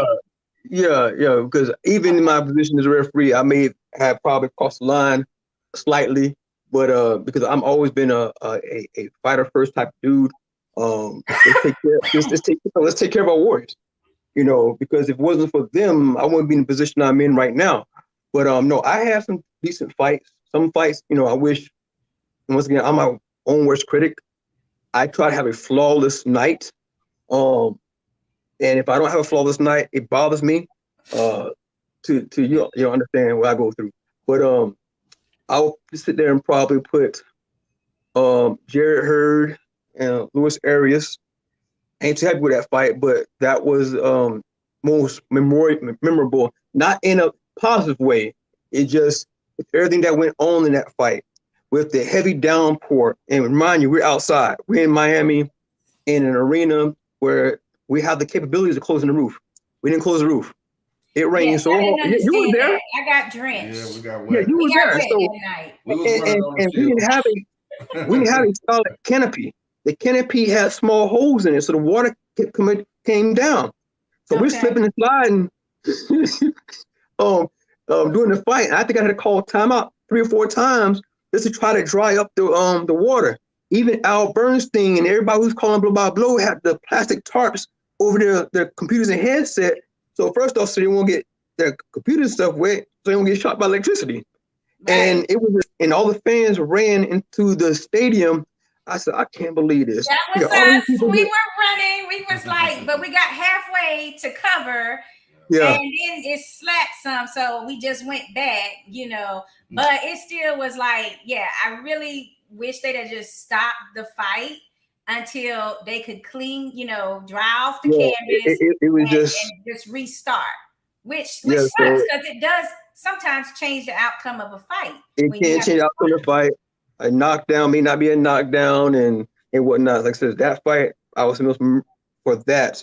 And I have to sit there and say, for my personal thing, I would say that Jake Paul, here's why. That last Jake Paul fight. Okay. Now, as a fan that grew up in Tampa, in 1998, Robinson High School was the first to graduate at the Ice Palace. Then I come back years later, and I'm at ringside watching Antonio Tarver and Roy Jones' third fight. It was on the 11th row. And I'm up there, I'm cheering for Roy. I'm sorry, Tarver, I was a Roy Jones guy. And and being there, but also I was there when Tarver fought Clinton Woods, when Chad Dawson fought Glenn Johnson. So as a fan, even Chop Chop Corley fought on another time.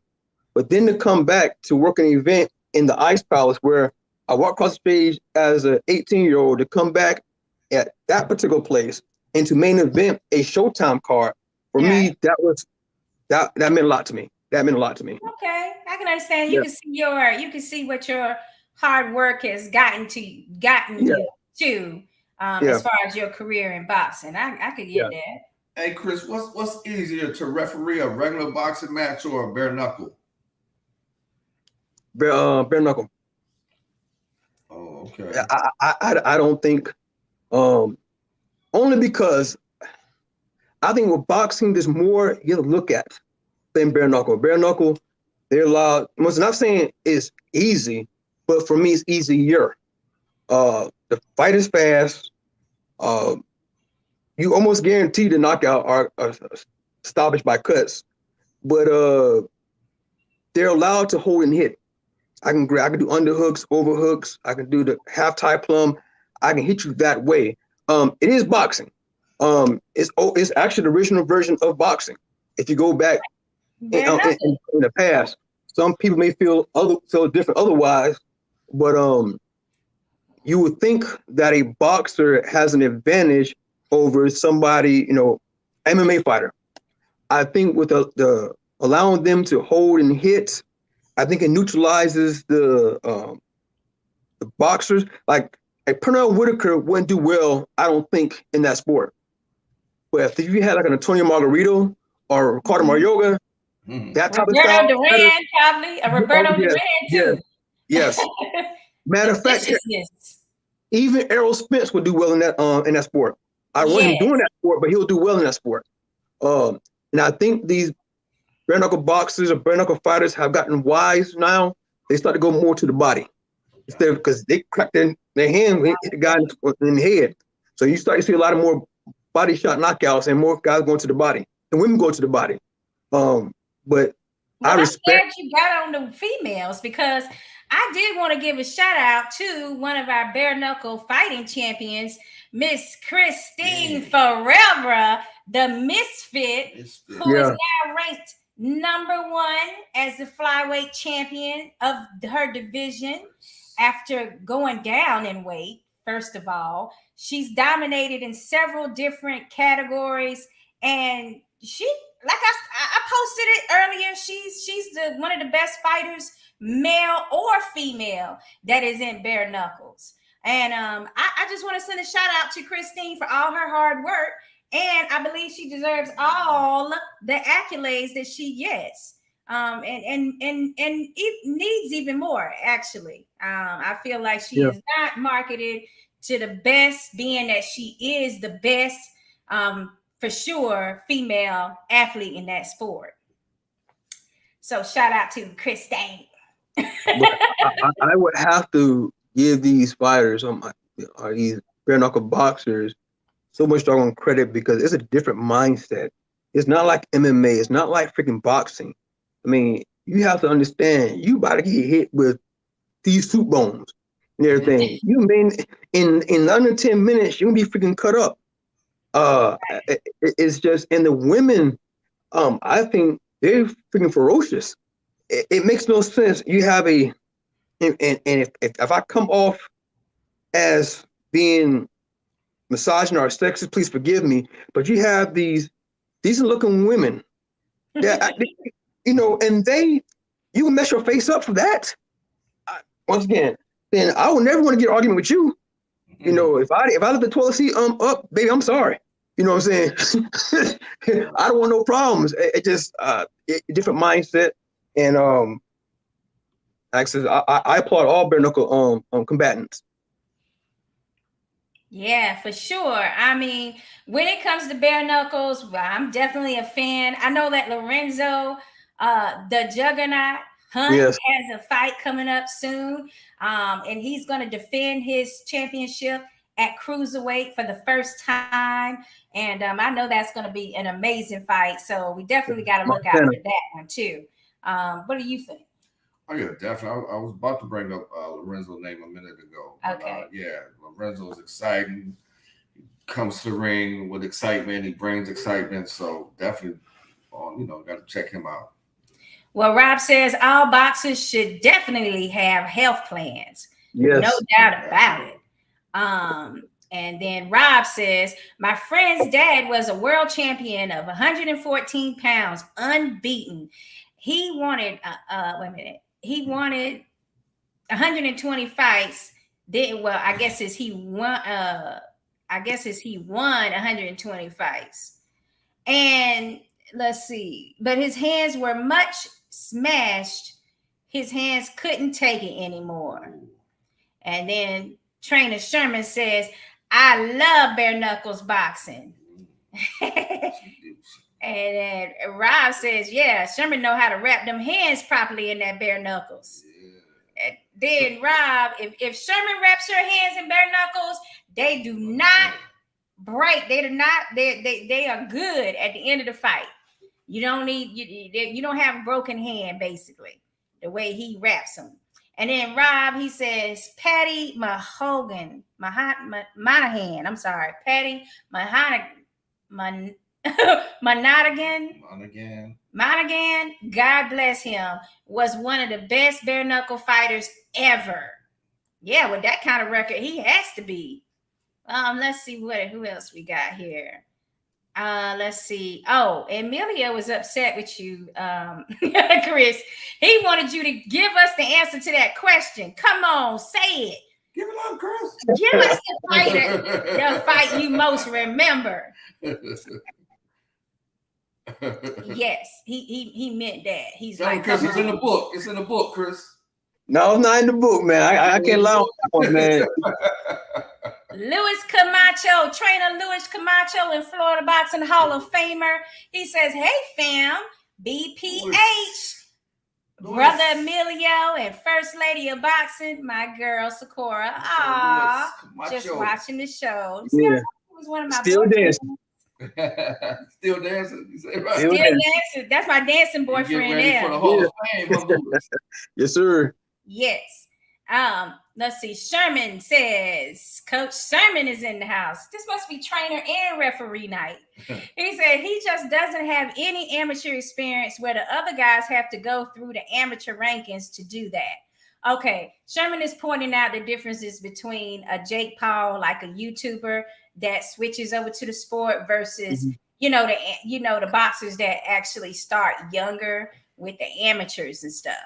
So yeah, that part does seem like an unfair advantage, but that's where you have to sell yourself and call out people like Jake Paul if you were a boxer and you put in that hard work. Is there any fights this weekend?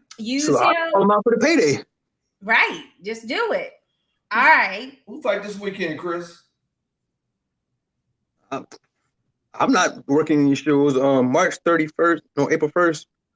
I don't know, man. Yeah, I don't think there's that many fights coming on this week. I don't think we don't have anything this week. They just put everything on the following week. They just put all the fights on. Yes, did. Is it Michaela Mares? Is Michaela Mares fighting on Top Rank this weekend? I believe. Other than that, I'm not really thinking of it. The Zone ain't got nothing. The Zone. Yeah, I don't really see that much going on this weekend, but next weekend is going to be full of action. Yeah, and then the following weekend, which is April 16th, that's going to be the Errol Spence versus Ugas fight. So that's going to be another hot weekend. Yeah. All right. Go ahead. I said I'll probably buy that fight. Yeah. Yeah. It's pay-per-view worthy. And they're getting a good card. Yeah. Well, I think the Lubin fight has a great undercard. I think that whole card is I'm watching. I'm watching. And it's gonna be on regular Showtime. So if you got that subscription, you don't need to pay-per-view it. And then the other pay-per-view is the Gervonta Tank Davis fight versus Romero, who we call Rolly, going down in New York. So that's another one that we just gotta wait and see. I think that was. Well, let me ask you this question, Sakura.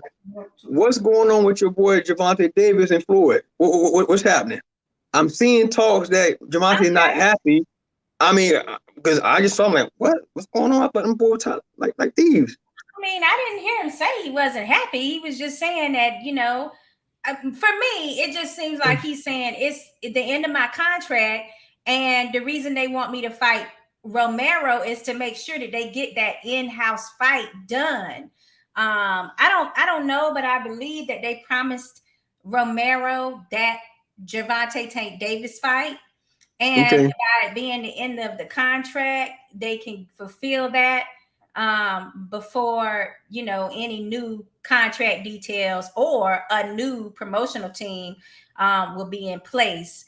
The thing that people have been rumoring about it though is that Gervonta wants the bigger fights. He don't want to waste time.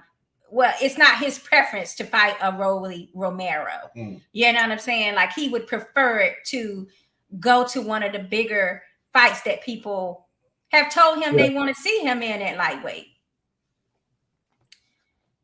Now, Floyd is saying that he believes that that's that he's going to always be on Tank's side, but he knows that Gervonta has to do what's best for him or what he feels is best. And that's the thing about, grown men, when you get to that grown man status, you you move differently, and you think you're doing things that are more for your best interest as opposed to your promotional company's best interest. I mean, if he were to leave Mayweather Promotions, I don't believe he needs to go to a different promotional company, because now he's already known and he could just be independent like Mikey Garcia was. I don't see a reason for him to have to sign, being that he's already a pay-per-view star. So I think he was more frustrated with Floyd keeping all the fights in-house, man. Was like he wouldn't get in the big fights I think he wanted, with the Lomachenkos and the other guys, the lightweights. Teos. I think with Floyd wanting everything in-house, that kind of limited him from getting the big fights he wanted, or maybe I don't know if they promised him anything big like that, but I think that was frustration. It could also have something to do with some of the other lightweights being over at the top rank camp, right? And he knew that Floyd does not like to work with Aram, so that's also like a dead end. But I would have loved to seen him fight Kambosos, actually. That was the same thing with Bud had a problem being with top rank. Yeah, like it's like they had a similar situation, but at the same time, I mean, Rolly Romero is a formidable opponent to him, I believe. I mean, it's something that fans really would like to see. It's not like it's not a fight that people want to see. Right. I think he feel more insulted, like, oh, you want me to fight this guy? He's a nobody to me. He doesn't have anything to offer me in a way as a fight. Everybody else, they criticize about, well, basically they don't have enough fan base, or that when what's his name? Right. Josh Taylor. People wanted him to fight Josh Taylor again, which is another unified champion. Before he wants to move up to welterweight now, but they wanted him to fight him as well. And Mayweather Promotions had the stance that Josh Taylor just didn't have the type of following. They were more interested in a Ryan Garcia fight. Because they felt like he had the type of following that would make a bigger card and make more money. Plus, you don't have to deal with top rank. You see what I'm saying, in negotiations. Yeah. So it's a lot of the politics going on with that situation. For me, I try to I want to focus more on the actual fight, because I do think that this would be that type of fight where Romero's going to be ready to prove that he can beat Gervonta Tank Davis. So that makes him dangerous already. And Davis is going to be proving that he want to knock Romero clean out, which is always great for the boxing fans. Hey, Chris, out of all these upcoming fights, what fight is you're most hyped about seeing? I always say Eric Lubin versus Sebastian. Yeah, for me. Because I want to see how Eric going to handle that tall, lanky guy. I just think yes, honey. Peter and Goliath. I'm just intrigued. And I think it's gonna be a great fight. Sebastian throws a lot of punches. I would like to see how Eric's going to chop the tree down. But I'm not picking. I just think that fight's a toss up. What was the fights that happened last week we seen? That was the Berlanga fight. That fight didn't go the way that we suspected. What do you feel about Berlanga, Chris? Do he have the goods? I don't think he can answer that question. Oh, that's right. He's an active fighter. And I worked his undercard. So kid got potential. What do you feel about these boxers that I'm seeing more often now, having more than one voice in their corner? How does that come to play? First of all, how many trainers are you really allowed to have in the corner? Isn't it 3 people total in your corner? 3 normally, but for a championship fight, they can have up to 4. Okay. And each that wasn't a championship fight, was it? I don't think that was a championship fight with Berlanga, but 12 rounds. He definitely had more than 3 people in there. Huh? 12 rounds. I think it was 10 rounds. I think he was 10. I mean, but my point is that I just want to know what exactly is the legal amount from a boxing commissioner standpoint that they would allow in the corner. No, 3 for a regular fight and 4 for a championship fight, but only one person allowed in the ring.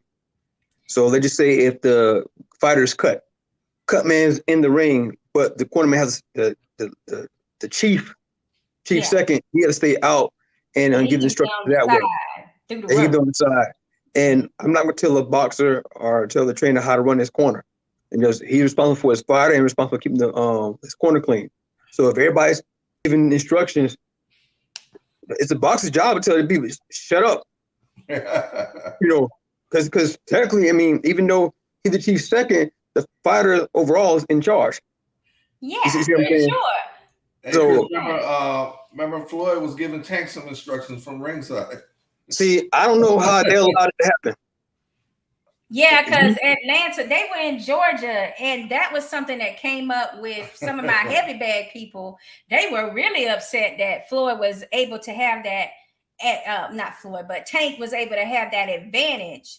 And then that led us to the conversation as to whether or not it's fair. It's not a fair fight when someone has a little more advantage than their opponent. So there was nobody that was able to just come up beside the ring for, who was he fighting at that time? The 140-pounder that just fought Keith Thurman. Yeah, he gave Tank Fitz. What's that boy's name? I forgot him, and I actually really liked him. But anyway, we know who it was. He wasn't able to have that type of direction in his camp to say, hey, you losing on the cards. So no, see, I can only talk about the state of Florida. In the state of Florida, can nobody go up into that particular corner?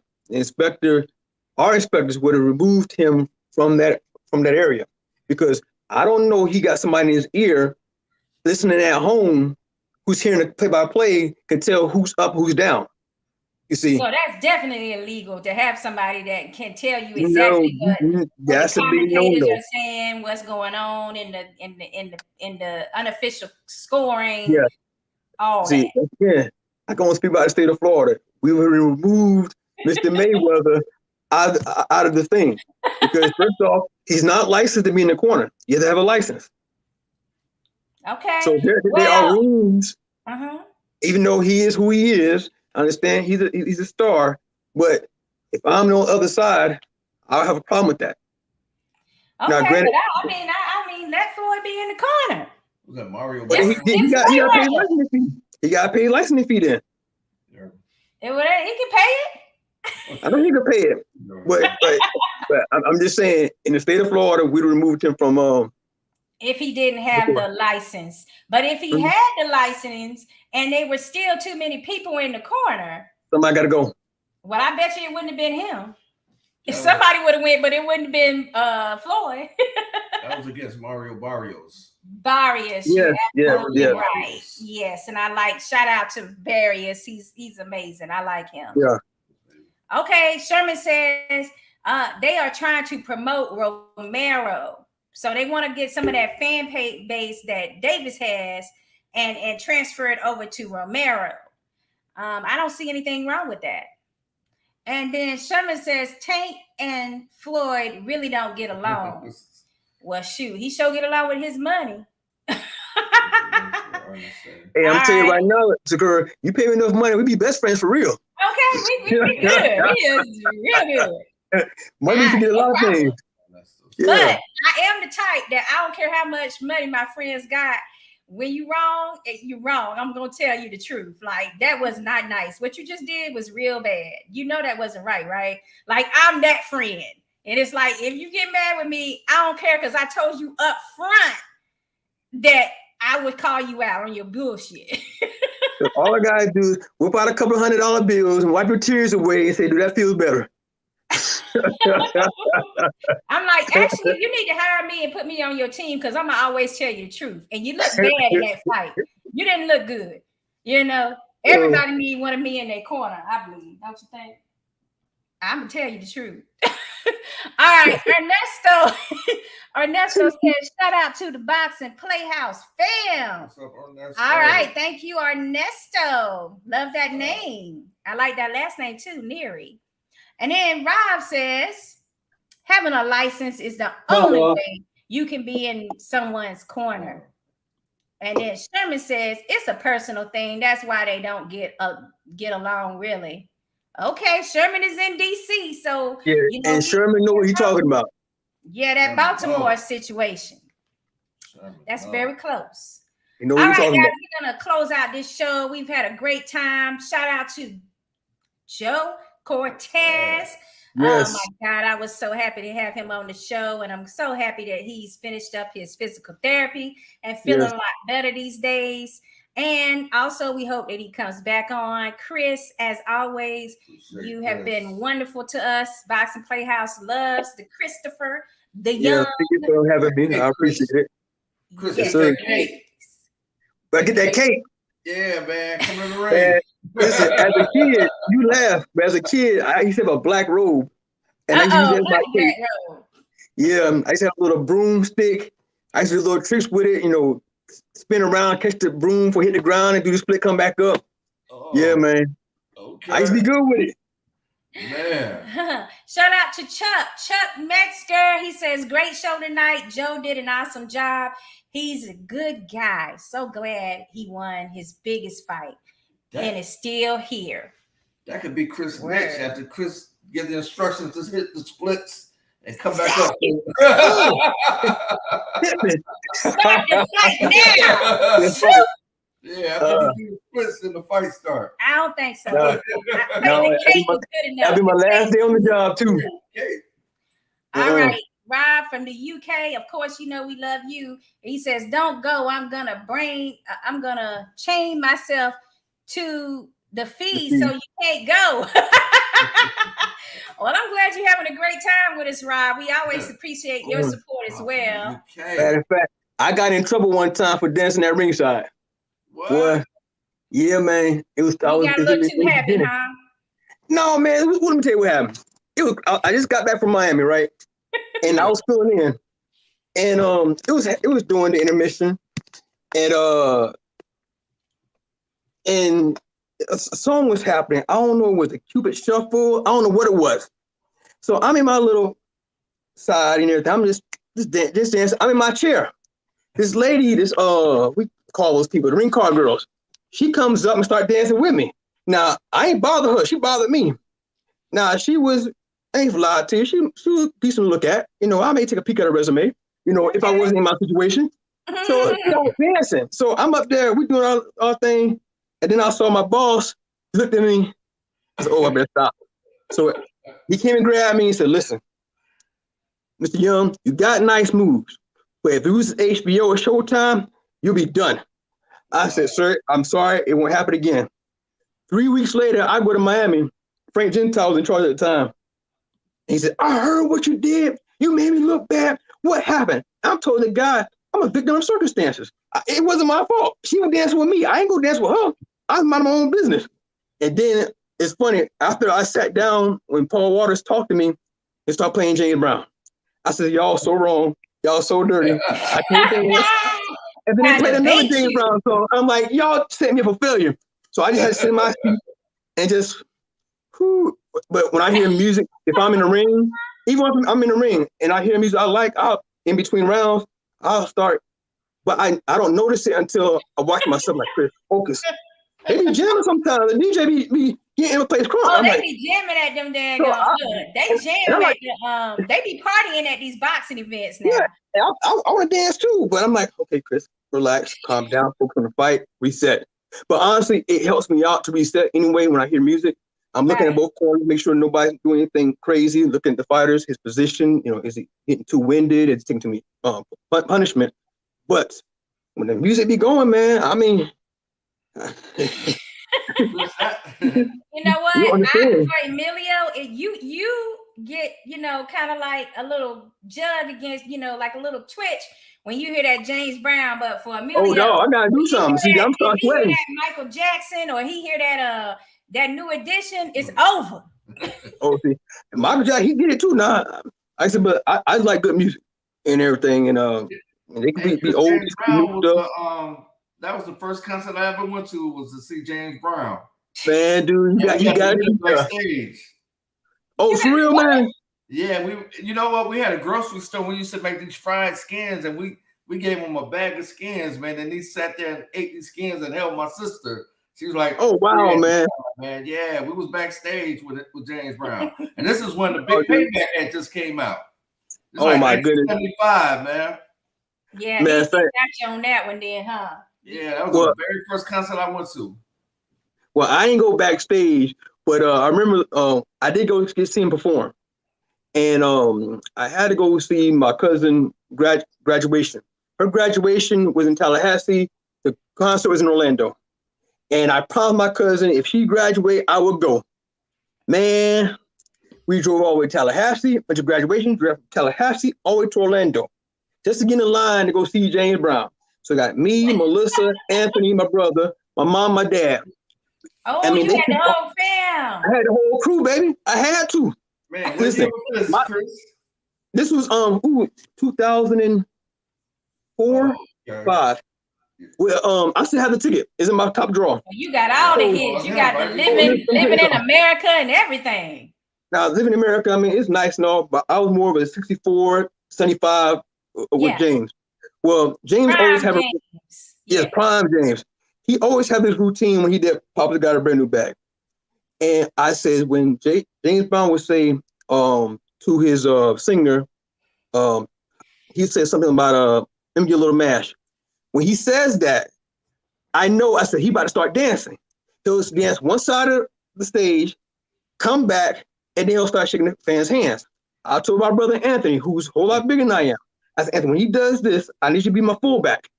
Make a hole, and I go ahead and try to shake the man's hand. Right. So the concert going, and then it happened. I said, Anthony, he's about to do it. Get ready. So James danced across the stage. He comes back. My brother's moving too darn slow. I push him out the way. I got to the front of the stage. So he started shaking everybody's hands, and I grabbed his hand. Oh, you did? Man, I wasn't going to let go. I wasn't letting go, dude. So he had to do his hand like this. No, that's embarrassing. Now you did way too much. Not for me, it wasn't. So I looked back at my hand. I said, he shook my hand. I'm like, my mom. Rob said, did you do the Carlton? Did you do the Carlton? He did like Carlton Bay. No. Carlton better dancer. Carlton's the better dancer. No, man. But when he passed away, man, that hurt. That really hurt. And I ended up going to his funeral. Chris? Yeah, man. Because he died about 5 years after you seen him? Yeah. I mean, I got the phone call. I had so many text messages and stuff, and about him passing away. Dude, that hurt. I'm not gonna tell you, man. That really hurt. And I drove all night to go to the funeral. You know, me, my friend, and Anthony. Oh wow! Wow. Yeah, you were really crazy about James Brown. I got pictures, baby. I got pictures. And I went over to the front, you know, as close as I could get to the casket, and make sure. I said maybe I didn't make sure it's not, you know, I was in disbelief. Right. And I told my brother, if Michael Jackson don't show up, he lost me as a fan. Well, Michael was there, and when I got in there, the place was jamming. Bruce was on the guitar, and they called Michael to come on the stage and dance. I said, "Come on, Michael!" And Michael wasn't coming. So then all of a sudden, Henry got on the dance floor. The place was rocking. Henry getting down, man. I'm like, and James, my daughter, dancing. I mean, they got James laid out there. It just that's a party, a funeral. That's a homecoming. It was a party and everything. Yeah, it was a homecoming. Then guys, Dick Gregory was there, and of course Jesse was there, and Al Sharpton was there, and it was just amazing. So when Michael passed away, what's sad about that story, Chris? You know what's sad about James Brown's story is they still got some type of litigation going on with his estate even today. Yeah. I mean, all his money, everything that he worked so hard for, and it's just all getting eat up by, you know, lawyers and estate planners and things like that. It took a long time to bury him, didn't it, Chris? Man, yeah. Yeah, they took a long time, man. I'm just upset because some people came out of the woodwork saying that they were his biological kids. Yeah. So the story I read that since they didn't have the blood samples to confirm it, so what they supposedly did, they cut his legs open and took the sample of the bone marrow to see if he's. Wow. And I'm like, y'all was wrong. This man was known for his dance, and you would cut this man's legs, man. That's I'm true. saying, You know what? yeah, That's I'm not happy about that either. yeah. But what I loved about James is just he got it from the mud, and how he worked hard. You wasn't gonna outwork him. I mean, he wasn't the tallest. You know what I'm saying? He wasn't the prettiest, but he wasn't for to outwork him.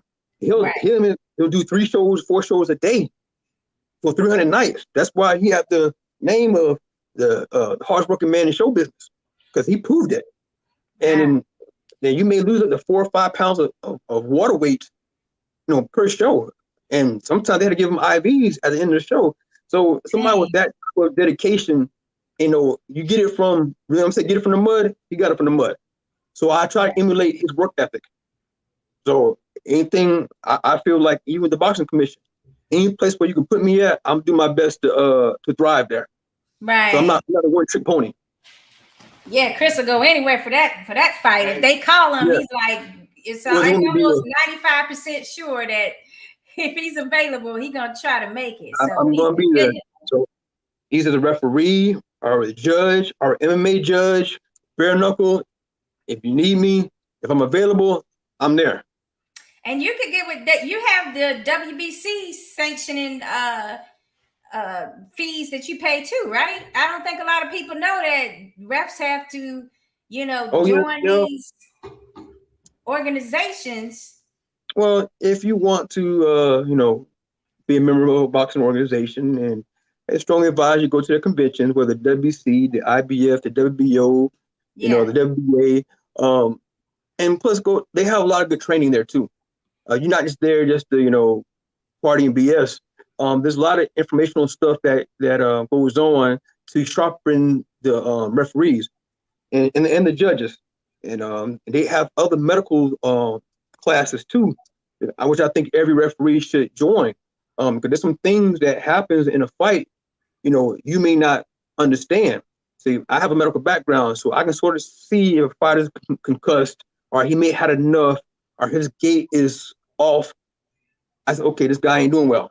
I'll pick up on that if I see that. So I just implore any judges or referees, or heck, even y'all, if y'all can come to these conventions, and so that way you get to see a little snippet of what our training is about, because you don't have to be a referee to attend the training.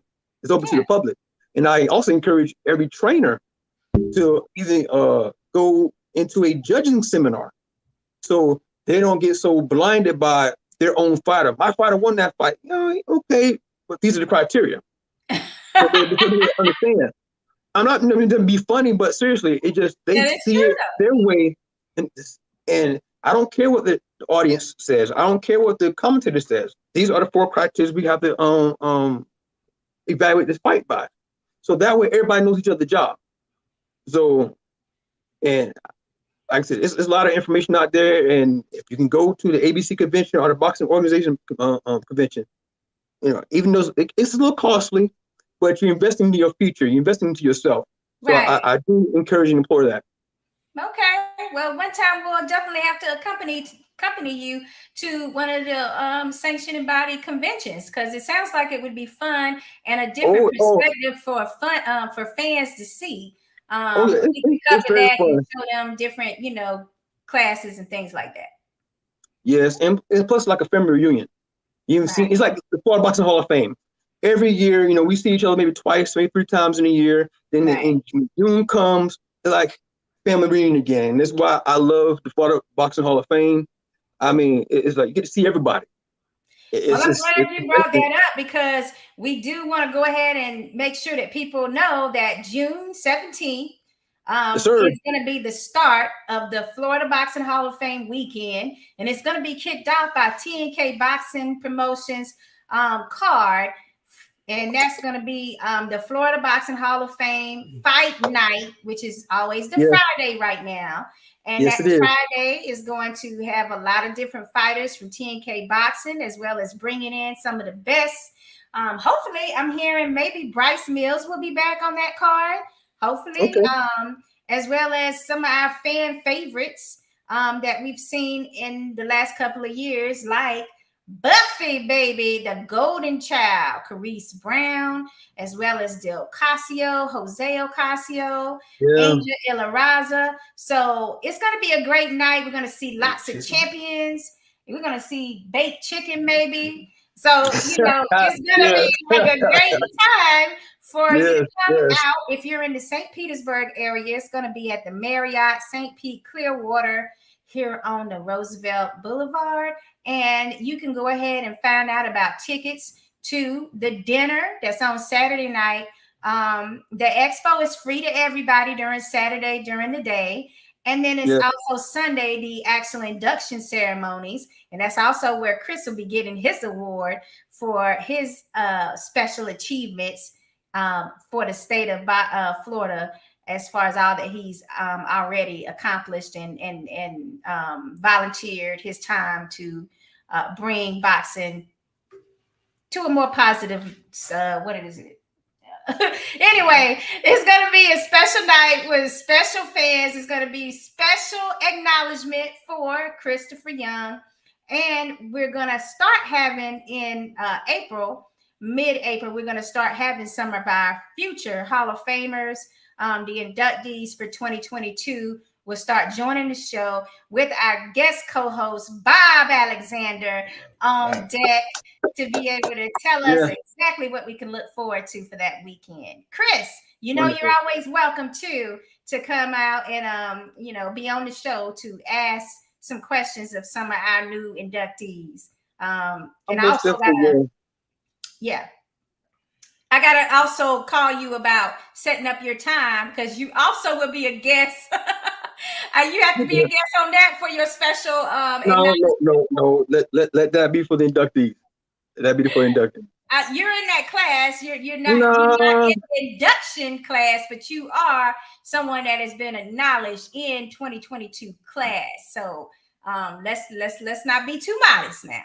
No, I'm just happy that to be able to be a part of something as special as this, and watching these fighters and the officials that came a long way to see where they're at.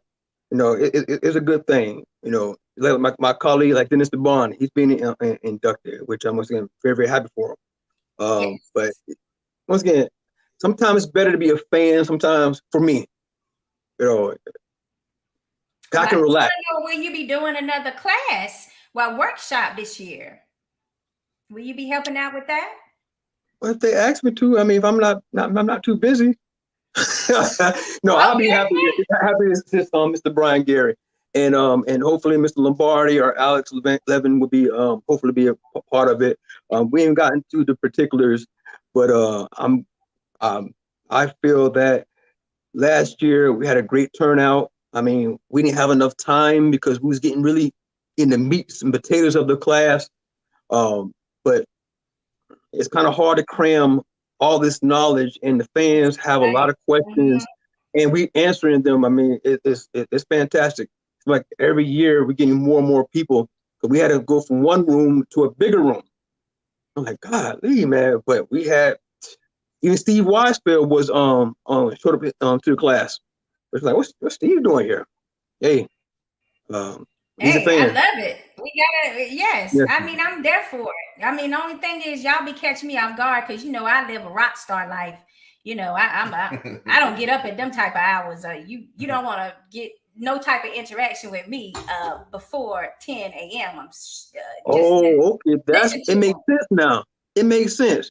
We can't bother you early in the morning because you may be crabby. My man has to wear shades for a reason. He's hiding something. So you my man black eye. Or you got my man's eyes. Me too. Anybody that's a friend of mine, they know the routine. Don't even try to text me before my hours of operation. You got about a good 5 hours of operation where I'm functional and I can help you do whatever it is you need done. After that, do not bother me because we're going to have some issues. I'm a rock star. Hey, go ahead with your bad self. I ain't mess with you. Hey, Chris, what comes to your mind when you hear Night Train? Oh, Lord. Sonny Liston. Sonny Liston? That was Sonny Liston's favorite song. He worked out to that song. Yes. Oh, for real? Wow. Yeah, serious. Yeah. Man, that performance. I love that performance. Oh, yeah. And boy, he tear that flow up, man. Oh, man. That's one of the best performances there, that Night Train. Yeah, man. I just always love when he done sweated and he done did all this stuff and he about to fall down and here they come to put his cape back on him and help get him off the stage. Like that was just, that was like 100% entertainment quality there that you don't get no more. Chris, I know you got the movie. No, I got the movie. I have two autograph signs hung up on my wall. One was by him with Showtime at Apollo. I bought it at a Starabilia right after he passed away. I paid a pretty penny for it, but I didn't care. It's the Godfather, I got a poster of him in my house. Good gracious, I got 3 things up in my house with him. Thinking about it now. Did you like the I got movie? other people on my wall too. Say it again. Did you like the movie with Chadwick played? Oh, listen. I was very critiqued about the movie. I saw the movie twice in the theaters. Chadwick did a fantastic job in embodying his mannerisms, his speech. His dance moves could be a little bit better. He did a good job. But his dance moves can be a little bit better. But only one person can do James. That's James. I've seen many people emulate him. I mean, he was very innovative, and like I said, I enjoyed the movie. And even with all the stars you had in that movie, Chadwick was just like, I mean, in my movie all had there. Dang, that's that one actor that would definitely be missed. Right. I mean, all of his movies had some priceless acting. Yeah, man. And he didn't get to have his his Oscar moment, and he should have. Yeah, he didn't get his flowers while he was here. He might have a little bit when he did Black Panther. Yes. Because that was a very powerful movie. And I was looking forward to the sequel or the part 2. Once again, excellent movie. And once again, he had a lot of stars in that movie. Yeah. He just popped. He just stand out every time. He was with some heavy hitters too. So he played Jackie Robinson really well in that 48. I mean, 48, isn't it? The 42, was it 40? 42? Yeah, 42, like every role he had, it was like very distinctive, and he made you forget that was Chadwick. Instead, you only thought about the role he was playing at that time, and that's something very special. A lot of actors, they're not able to do that. So shout out to Chad. Yeah, because in the beginning, Chad did not want to do James Brown in the beginning. No, because it was another biopic. It was one of those. But when you read the script, it pulled him. And then he got a chance to be with the family. He actually did research and sat with the family and studied him. And he watched a lot of video of him. I could tell. Because some of the moves he did, I said, all right. When it came to when he did Popcorn, when he did that concert in '68 on April 5th, after Dr. King was assassinated. So I watched. I said, this man, he truly did study. So I knew what he was going to say before he said it because I heard James say it when I first saw the movie. Especially when he chastised about Maceo about are you gonna argue with God's ears? So I remember James saying that in one of his documentaries. It's okay. Well, you know what, Chris? We're gonna have you and Emelio do a pop culture podcast. It's gonna be all y'all, all the pop culture, and you'll be amazed how much the two of you guys really know your pop culture and dates and times and locations, and it's pretty amazing for me because I don't remember dates and stuff like that well. It's like, you remember what we did last week? No. Awesome, Chris. But it's like back in the day, the music told the story of the times, especially when Vietnam was hitting. When it's at the time when you had the Impressions or Marvin Gaye, what's going on? Right. There was something going on at that particular time, and it told a story. Even what's that guy? John Lennon, even him. Right. So it's just it's not like that no more. As well, Billie Holiday, Yes. she had, the times is what was going on at that time. Because So, I can go on and on with that, but it's just like there's a cutoff after 1980. It was still good music. It was still good music, but it was not the same. It was not the same. Well, it's like Joe Cortez was pointing out, like, now when you get older, you start listening to lyrics differently, and you understand Yes, you do. what people are really saying. But what I remember when I was a teenager, it's like, oh, that just sound good, the music. You wasn't even thinking about the lyrics until later, and because it takes somebody important in your life to point out, like, hey, he's saying what's going on, like what's going on right now with all this stuff going on, and drugs. You live a long life and have a few heartbreaks. Them songs start having different meanings. Yes. It's like giving this box of tissue. I hear some certain songs. You gotta make up the breakup.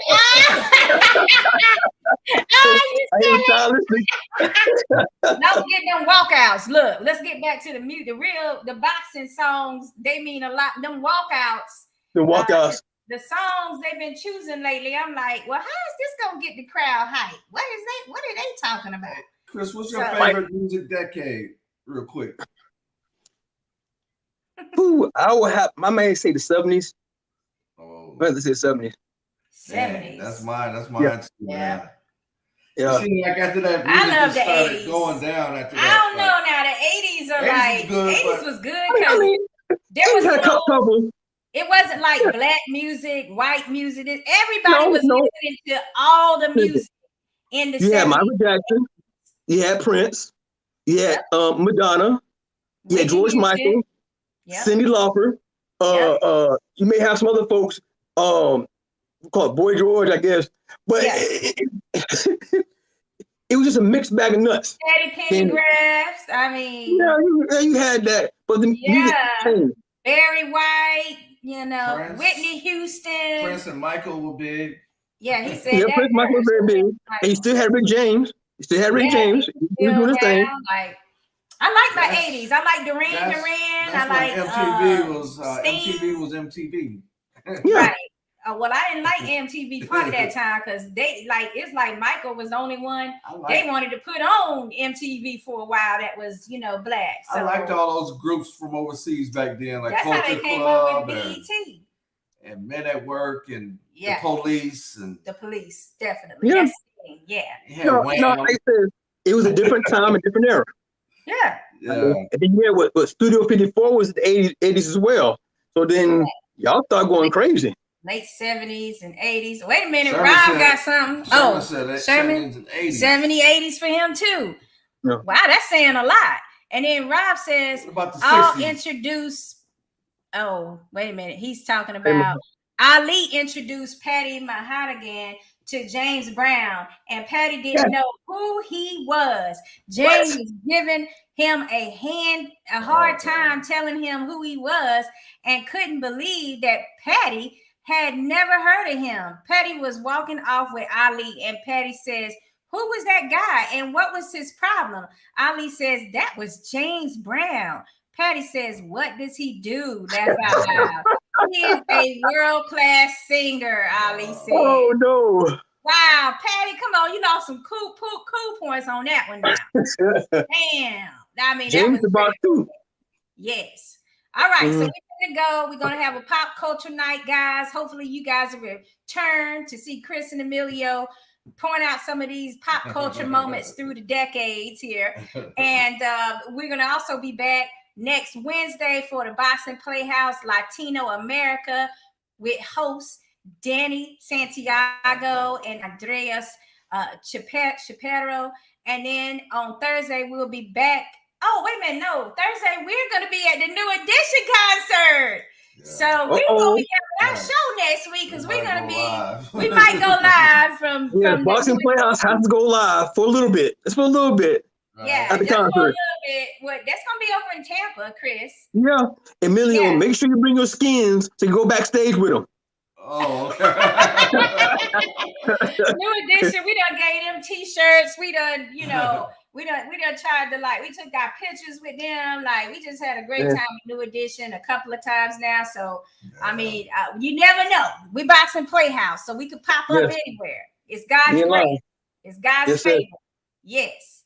All right. But thank you guys for supporting us tonight. Thanks for hanging in there, Sherman, Rob, John. Appreciate you, John. I forget who all. Oh, Luis Camacho. Yes. Let's see. Who else did we have at the beginning of the show? CJ. We had the guy Neary, CJ Hooker. Oh man, Monty. And we had Emil from Boxing Commissions. Yeah, Mr. Lombardi. We had a great night. We had John Weston Turk too. John Weston Turk. Yeah, John, and Tito. And Tito, Jesus. Yes. That's right. All right. So put that on your calendars, guys. June 17th is the kickoff for the Florida Boxing Hall of Fame weekend. And we'll give you more information as the dates come forth. Rob, I know you're in the UK, but it would be a great moment if you could make it in June for that. It's going to be a hell of a good time. Did we say thanks to Joe Cortez? Did you? Yes, I did. But thanks to Joe Cortez again for taking his time out. God bless him. And hopefully we can get him back on the show again when we have new topics to talk about. Part 2, yes. Thank you so much for your time tonight. Right, Chris. We'll see you in a few weeks probably for one of the fights. Probably. Guarantee it. Guaranteed. All right, so we're gonna check you guys out later, and we'll see you next week. All right. Boxing Playhouse. Welcome to the house, the one they talking about. Word of mouth, the Boxing Playhouse, without a doubt. All the latest and greatest boxing news, that's what it's all about.